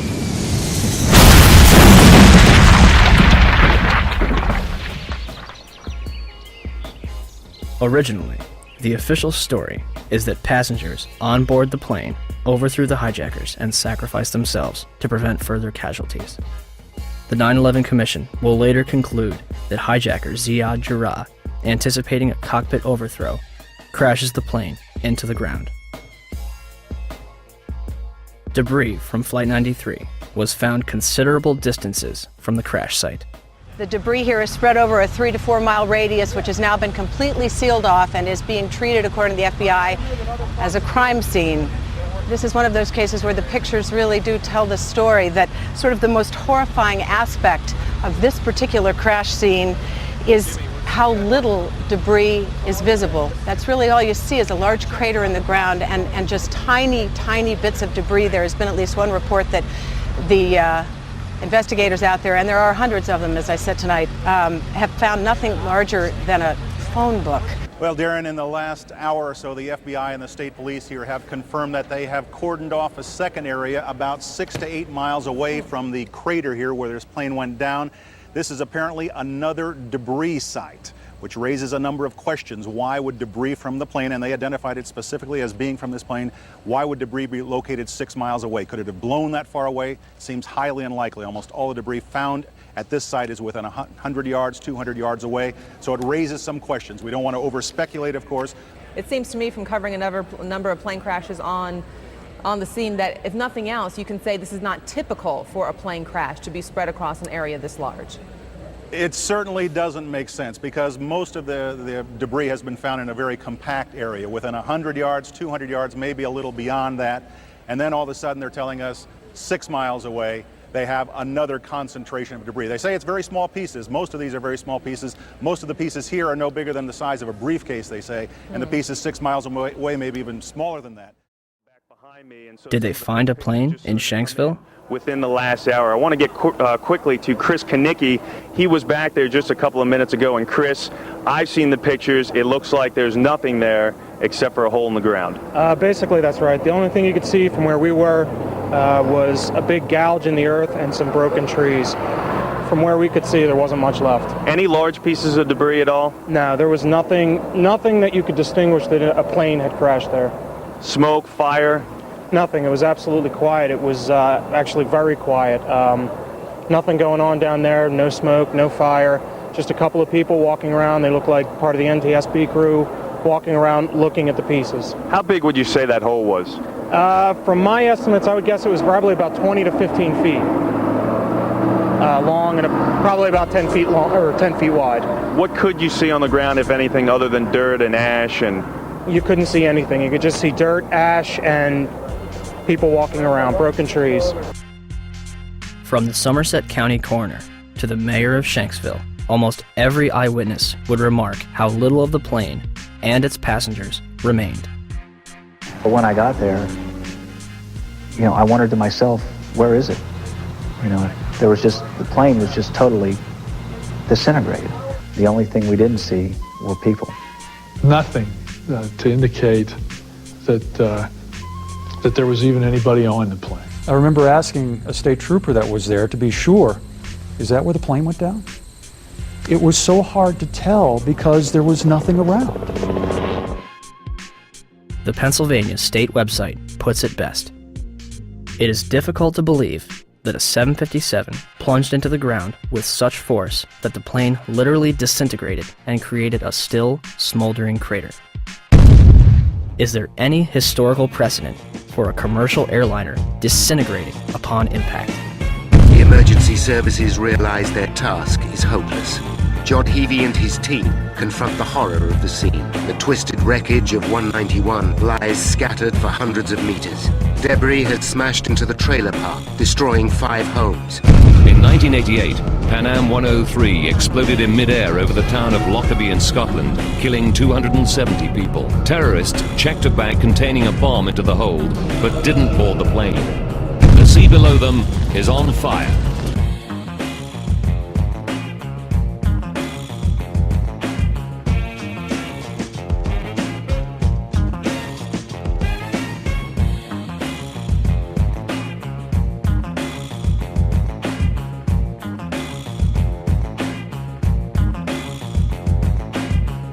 Saying that the pilot was able to dump fuel over Jamaica Bay. It immediately veered over to the right and it came nose down only a block away from where I was working. And the room just exploded. My daughter got blown through the patio doors. My wife got blown into the living room, and I got blown out the patio doors behind my daughter. Several blocks away from the primary crash scene, the aircraft may have been rocked by vibrations severe enough to knock the engines off the wings. Jim, let me just tell our audience what you're looking at. These are from Jamaica Bay. This is clearly a part of the plane. Yes, that would be the horizontal stabilizer, the vertical tail fin on the back of the airplane.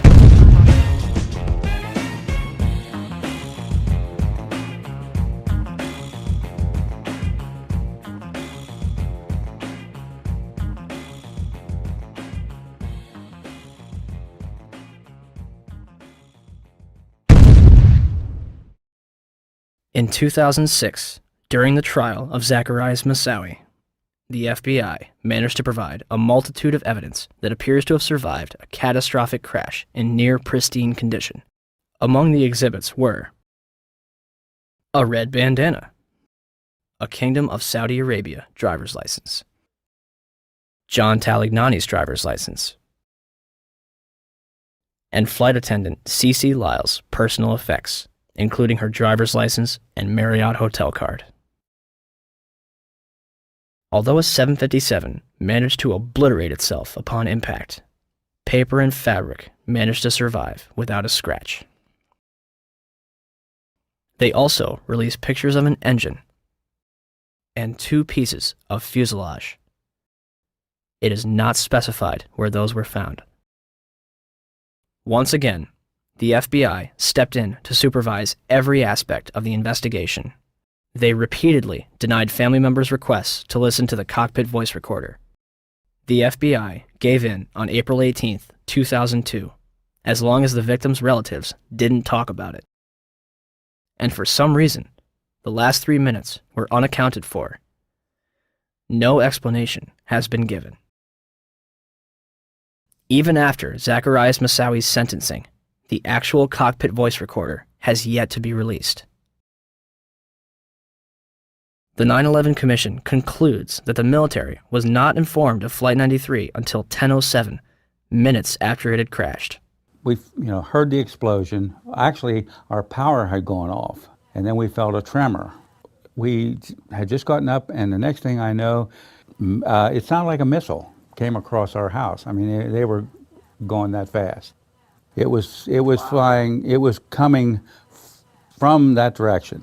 I have no idea what it was. Oh no, it wasn't. It wasn't the aircraft that crashed. No, it's hard for me to believe that they did not know about that aircraft until 10:07. That's difficult for me to believe. Despite the discussions about military assistance, no one from FAA headquarters requested military assistance regarding United 93, nor did any manager at FAA headquarters pass any of the information it had about United 93 to the military. A year after 9/11, military officials were telling an entirely different story, that Flight 93 was being tracked. In the Pentagon Command Center, there's a report of another hijacked plane, United Airlines Flight 93. We received a report from the FAA that Flight 93 had turned off its transponder, had turned, and was now heading towards Washington, D.C. The decision was made to try to go intercept Flight 93. The rules have changed. We could do something about it now. Colonel Bob Marr is in command at the Northeast Air Defense Sector base in Rome, New York. The words that I remember as clear as day was, "We will take lives in the air to preserve lives on the ground." Marr orders his air controllers tell the pilots to intercept Flight 93. United Airlines Flight 93 will not be allowed to reach Washington, D.C. The closure time came and went, and nothing had happened.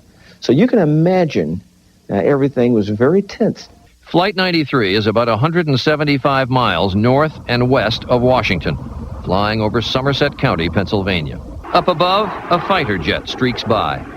It was about, 10:03 that the fighters reported that Flight 93 had crashed. Eventually, of course, we never fired on any aircraft. When you heard the plane was down without a shot being fired at it, do you remember what you said? We just witnessed an act of heroism. Was Flight 93 downed by hijackers in an open field in Shanksville, Pennsylvania? Or is the truth being withheld from the public?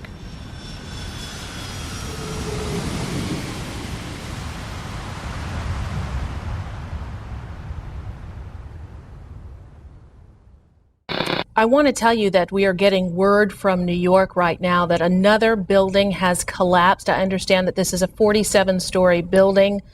It's Building 7 of the World Trade Center, we understand, has collapsed in New York. And there you saw a video of it. Now, whether we don't even know whether this was something that was engineered for safety reasons or it just happened. For the third time today, it's reminiscent of those pictures we've all seen too much on television before, when a building was deliberately destroyed by well-placed dynamite to knock it down.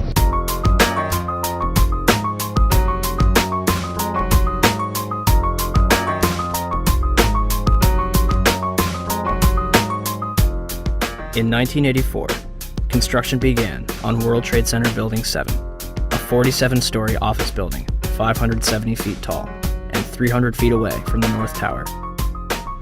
It opened to the public in 1987 and housed offices for Department of Defense, Securities and Exchange Commission, and the Internal Revenue Service. Building 7 was considered the Central Intelligence Agency's largest station outside of Washington, D.C., and was also the Secret Service's biggest field office. Numerous cases would be closed due to its destruction. On June 8, 1999, Mayor Rudolph Giuliani's Office of Emergency Management Command Center on the 23rd floor is opened. The command center on the 23rd floor is bulletproof and bomb-resistant, with its own air supply and generators. It's linked to city airports, the Coast Guard, and the Pentagon. Computers will soon have detailed blueprints of every major building in New York City, as well as evacuation routes. Hurricanes and heat waves would be handled here, as well as terrorist attacks. Though New York officials say their facility is not impenetrable, they're confident it could handle even the worst crisis imaginable. Deborah Fayerick for CNN, New York. The 50,000 square foot center has reinforced, bulletproof, and bomb-resistant walls, its own air supply and water tank, beds and showers, and 3 backup generators. It has countless monitors which oversee police and fire department responses, and it is staffed around the clock. Hours before the first plane would strike the World Trade Center, Building 7's alarm system would be placed on test status at 6:47 a.m. for a scheduled period of 8 hours. This normally occurs during maintenance, and any fire alarms from the building are disregarded. After the second plane strikes the South Tower, the building's power is shut off and its tenants are evacuated. The major fires in World Trade Center 7 were as follows. On the east face, between floors 11 and 12. On the north face, on floors 7 and 12.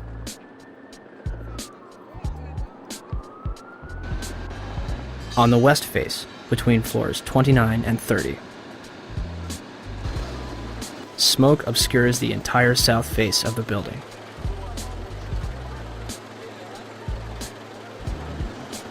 By 3 p.m., Chief Daniel Nigro of the FDNY had set up a collapse zone around Building 7.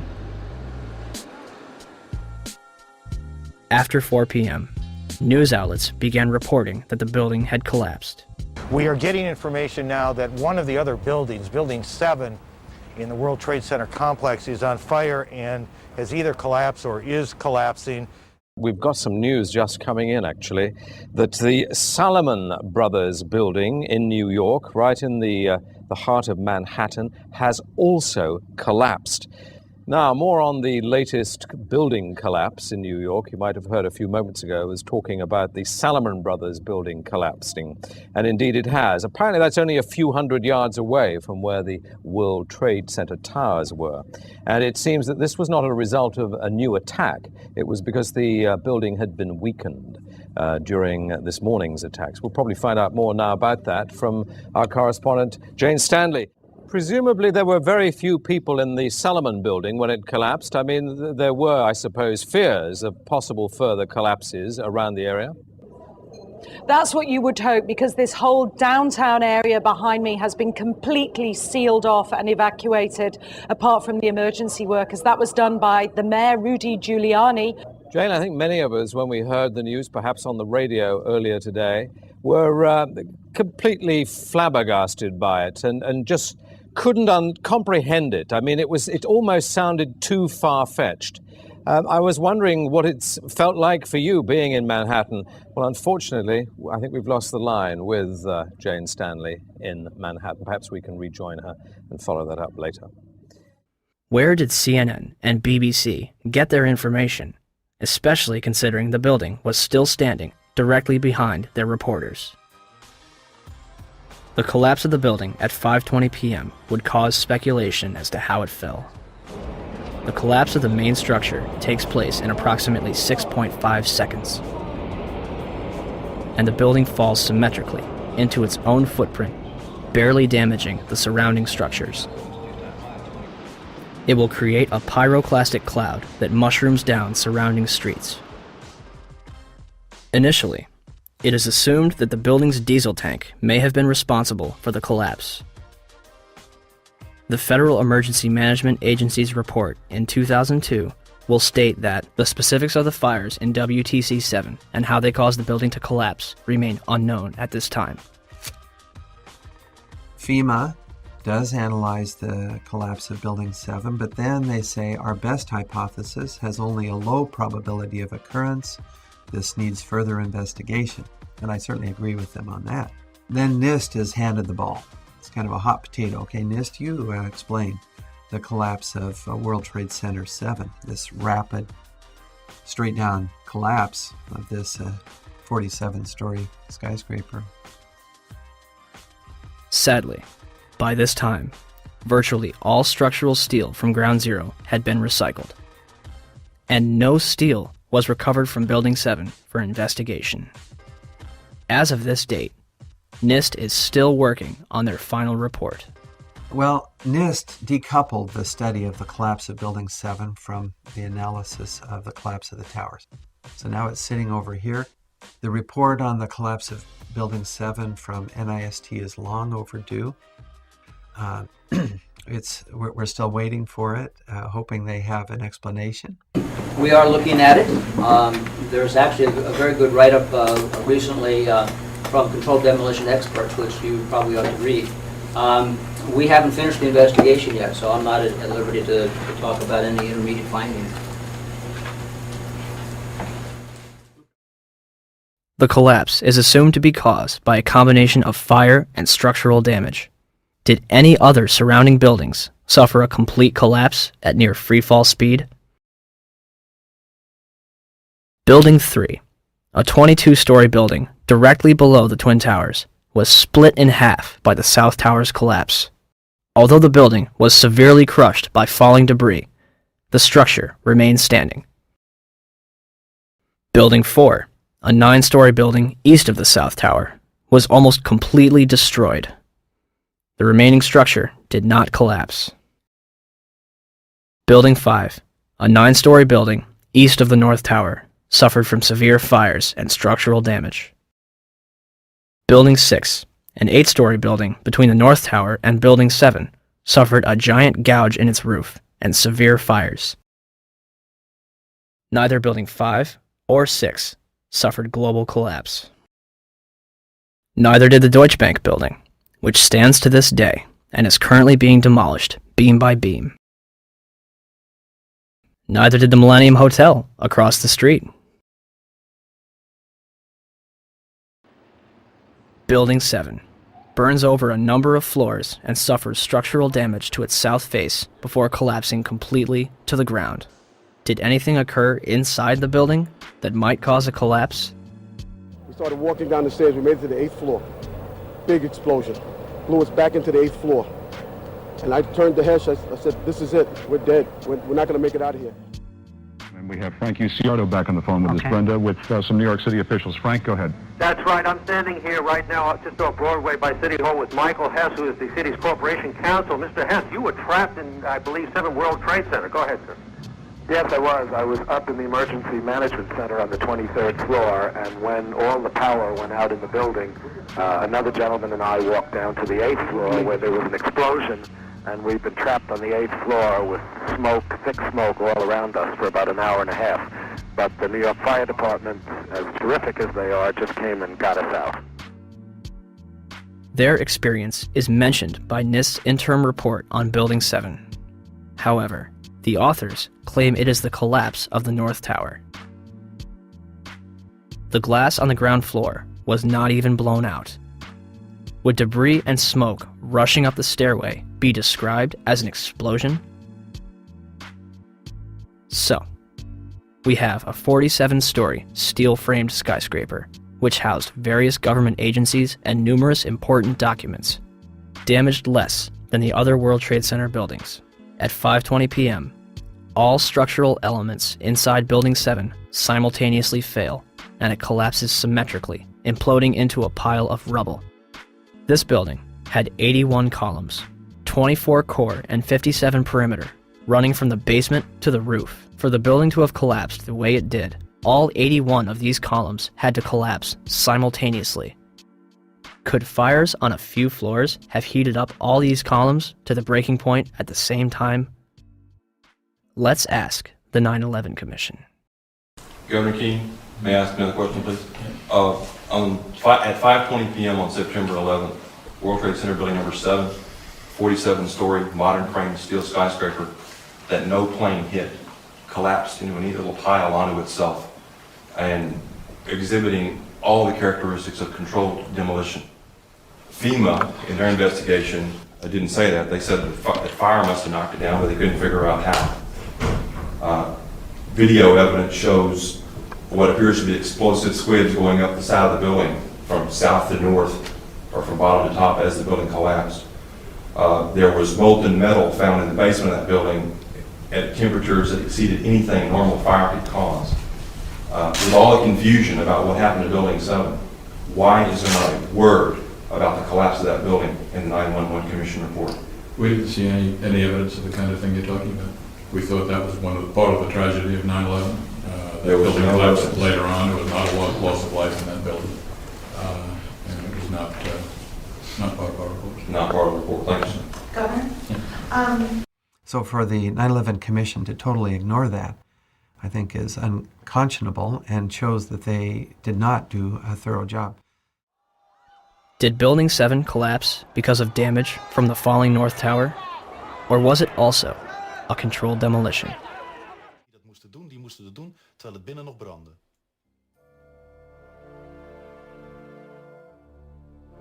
Ja, dat is vreemd. Dat is vreemd. De reactie op de beelden die we laten zien is onbevangen. Zie je vanaf boven gaan? Nee, je gaat vanaf onder. Die gaat vanaf onder, ja. Toch? Ja. Ze hebben gewoon kolommen weggeblazen. Er is nagesprongen. Dit valt anders dan het World Trade Center. Vind je niet dan? Ja, je ziet het, de onderste verdiepingen gaan eerst. Ja, en de rest zakt er gewoon in. Dus dit is controlled demolition. Zeker weten? Zeker weten. Er is nagesprongen. Dit is in opdracht gebeurd. Dit heeft een team gedaan van experts. Maar dit is ook op 11 september gebeurd. Dezelfde dag? Dezelfde dag. Dezelfde dag? Weet je dat zeker? Ja.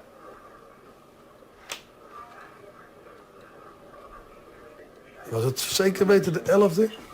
Dat kan geen waar zijn. 7 uur nadat de World Trade Center naar beneden viel. Ja? Hebben ze hard gewerkt?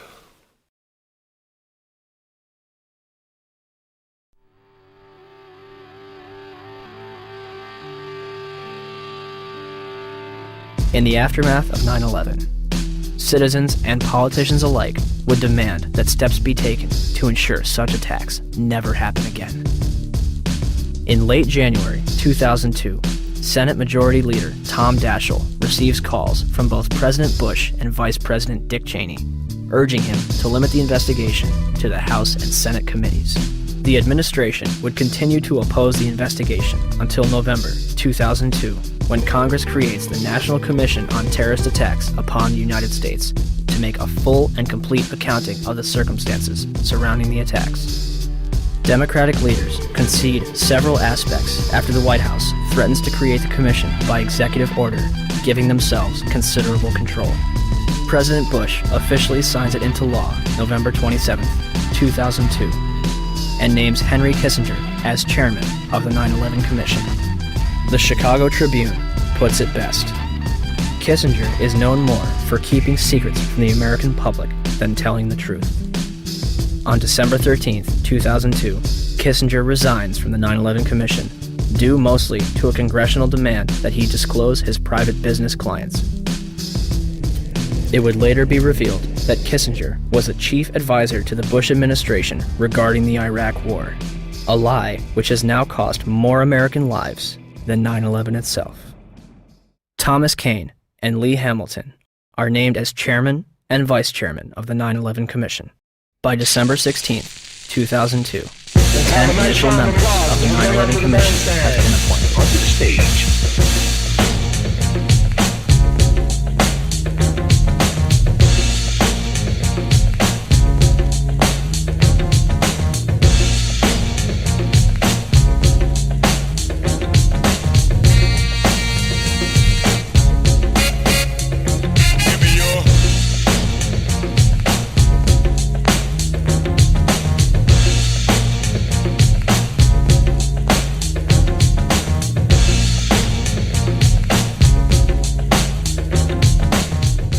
And the man missing from this picture?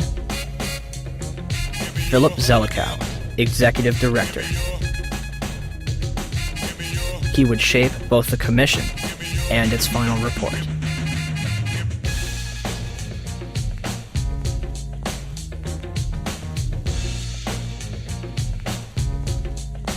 The 9/11 Commission begins its investigation with a time frame of 18 months and a starting budget of $3 million.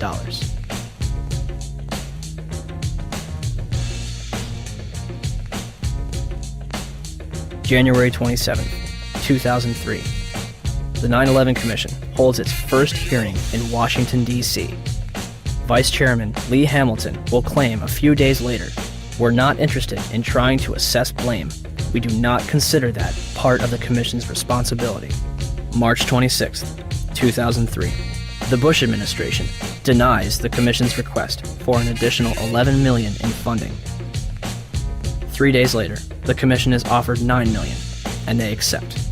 In April 2004, President Bush agrees to testify before the 9/11 Commission, but only if Vice President Dick Cheney joins in. Why did they insist on appearing together? The 9/11 Commission wants to ask us questions. That's why we're meeting, and I look forward to meeting with them and answering their questions.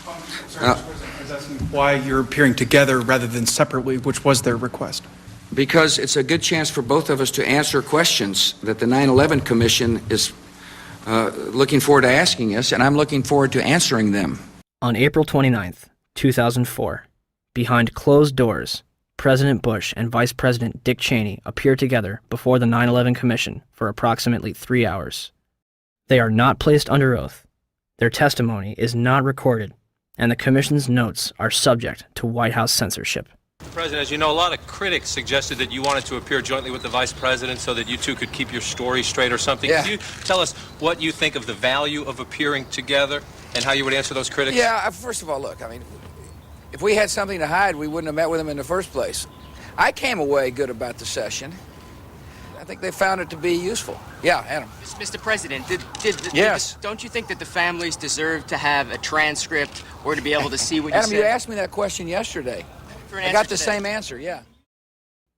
May 19th, 2004, Rudolph Giuliani testifies before the 9/11 Commission. We will now hear from our first witness, the very distinguished former mayor of New York City, Rudy Giuliani.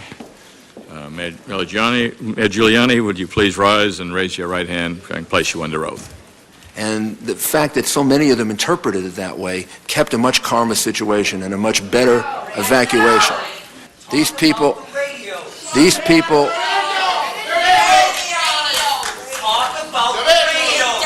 would please ask.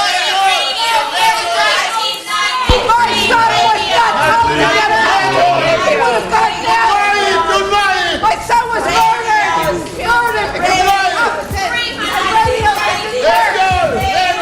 You are simply wasting time at this point, which should be used for questions. Please. Thomas Kean and Lee Hamilton will later claim in their book, Without Precedent, that they were too soft on Mayor Giuliani. One of the questions they failed to ask was who warned him that the South Tower was going to collapse.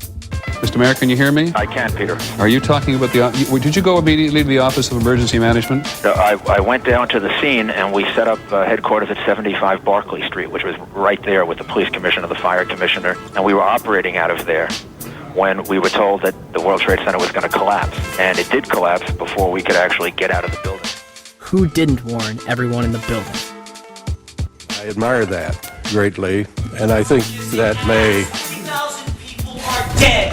They were not well be one of the reasons for your leadership and your cooperation in this commission. Let's ask the real question.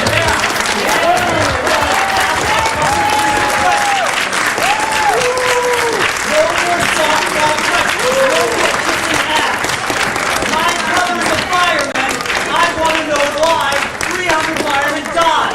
And I've got some real questions. Let's ask some real questions. Is that unfair? The 9/11 Commission would release its final report on July 22nd, 2004, and closed its doors on August 21st. So the 9/11 Commission was a cover-up. The question is what it was covering up. The charitable explanation is gross negligence, malfeasance, misfeasance, and what you call it, okay? If you can't read all 571 pages of the report, in August 2006, the 9/11 Report comic book was released. It should tell you all you need to know.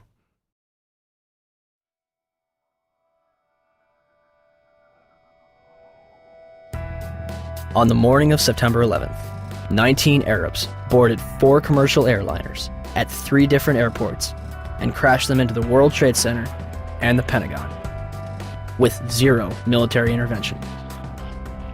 Or, we have been and continue to be lied to about the events of September 11th, and that elements within the United States government and mainstream media continue to cover up the truth. These are the same people that lied about weapons of mass destruction. They endorsed a lie that's killed several 100,000 innocent people overseas. Could they also endorse a lie that killed almost 3,000 innocent people in our own country? Our entire foreign and domestic policy has been based upon the events of September 11th. It has enabled the passage of Patriot Act 1 and 2, established the Department of Homeland Security, facilitated the invasions of Afghanistan and Iraq, and used to pass the Military Commissions Act, which officially ended habeas corpus.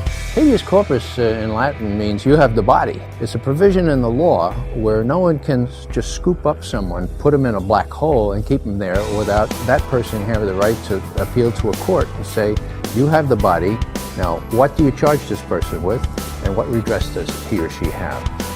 As well as domestic surveillance, all in the name of fighting terrorism. And who ends up paying for all this? You do. Your children do. When President Bush entered office, he inherited a $284 billion surplus. His administration is now responsible for 4 out of the top 5 deficits in history. The 5th place belongs to his father. As of November 2nd, 2005, the Bush administration had borrowed more from foreign nations than all previous administrations combined. From 1776 to 2000, 42 presidents borrowed a total of $1.01 trillion from foreign governments and institutions. From 2001 to 2005, the Bush administration alone borrowed $1.05 trillion. Where does this money go? The government designed by the people, for the people, has turned its back on us. Or have we turned our backs on it? They spy on us. They torture and imprison innocent civilians. Ask yourself, what's happening? Where are we headed? And would we be here today without 9/11? Will somebody please tell us who's in charge? We need order. We can't stand this new world slaughter. It reeks of oil seats and bloody handshakes, U.S. interests and war profiteers. Our life is here in the belly of the beast, where thieves kill the innocent and pray for peace. Slaughter for the chief commander. So we're at the White House steps, demanding answers, but they don't got none. We've got few choices: protest or pick up shotguns. We're so stressed, we know the watcher might arrest us, though with the key for talking. And we ain't made no death threats. Feds upset, so our phones infested. Think John Lennon resurrected, speaking truth to power till we have no breath left. We say no more, we're gonna fight back. We want the truth out, we want our rights back. Loose change, changes loose, no stopping now. Changes loose, no stopping now. We say no more, we're gonna fight back. We want the truth out, we want our rights back. Loose change, changes loose, no stopping now. Changes loose, no stopping now. We keep our mouths and minds open, hoping we can change the world. Media blackout, still we don't act out. We've been civilized despite the killing. You call yourselves patriots, label us villains. My comrades and nomads that are born free, think it's rich kids, poor kids, lawyers and teachers. Dads, moms, past war veterans, peddling the truth. We ain't settling, the proof is clear as Watergate. You got a lot of hate trying to charm us with a plot of hate. What are you, an asshole? Your war's illegal, your cause is evil. You're born people as written, that's for the sequel. You're a sicko psycho, we've seen the proof. You can't intimidate the world from delivering truth. We're bigger than you, 40 million plus. Your guns ain't big enough to make us hush. We say no more, we're gonna fight back. We want the truth out, we want our rights back. Loose change, changes loose, no stopping now. Changes loose, no stopping now. We say no more, we're gonna fight back. We want the truth out, we want our rights back. Loose change, changes loose, no stopping now. Changes loose, no stopping now. We do this for the lives lost, devoured by evil, for the sake of the memory of innocent people, engulfed by the gluttony of hooligans who leave the world in ruins. Men here to do us in, but there's just a few of them and more of us. We warriors on the quest for justice. We crush the lies, trust only the facts. Just open your eyes. Who really attacked my feelings exactly? Facts be lacking on the hijack and synchronized war games, facilitated plane crashes. And they wonder why we keep asking questions. Am I lesson, lady liberty, like it's a profession? So here we are, the infantry. We the people simply need to start a revolution of our minds, and eventually the crime of the century will finally be solved. Until then, we stand tall and say no more. We're gonna fight back. We want the truth out, we want our rights back. Loose change, changes loose, no stopping now. Changes loose, no stopping now. We say no more, we're gonna fight back. We want the truth out, we want our rights back.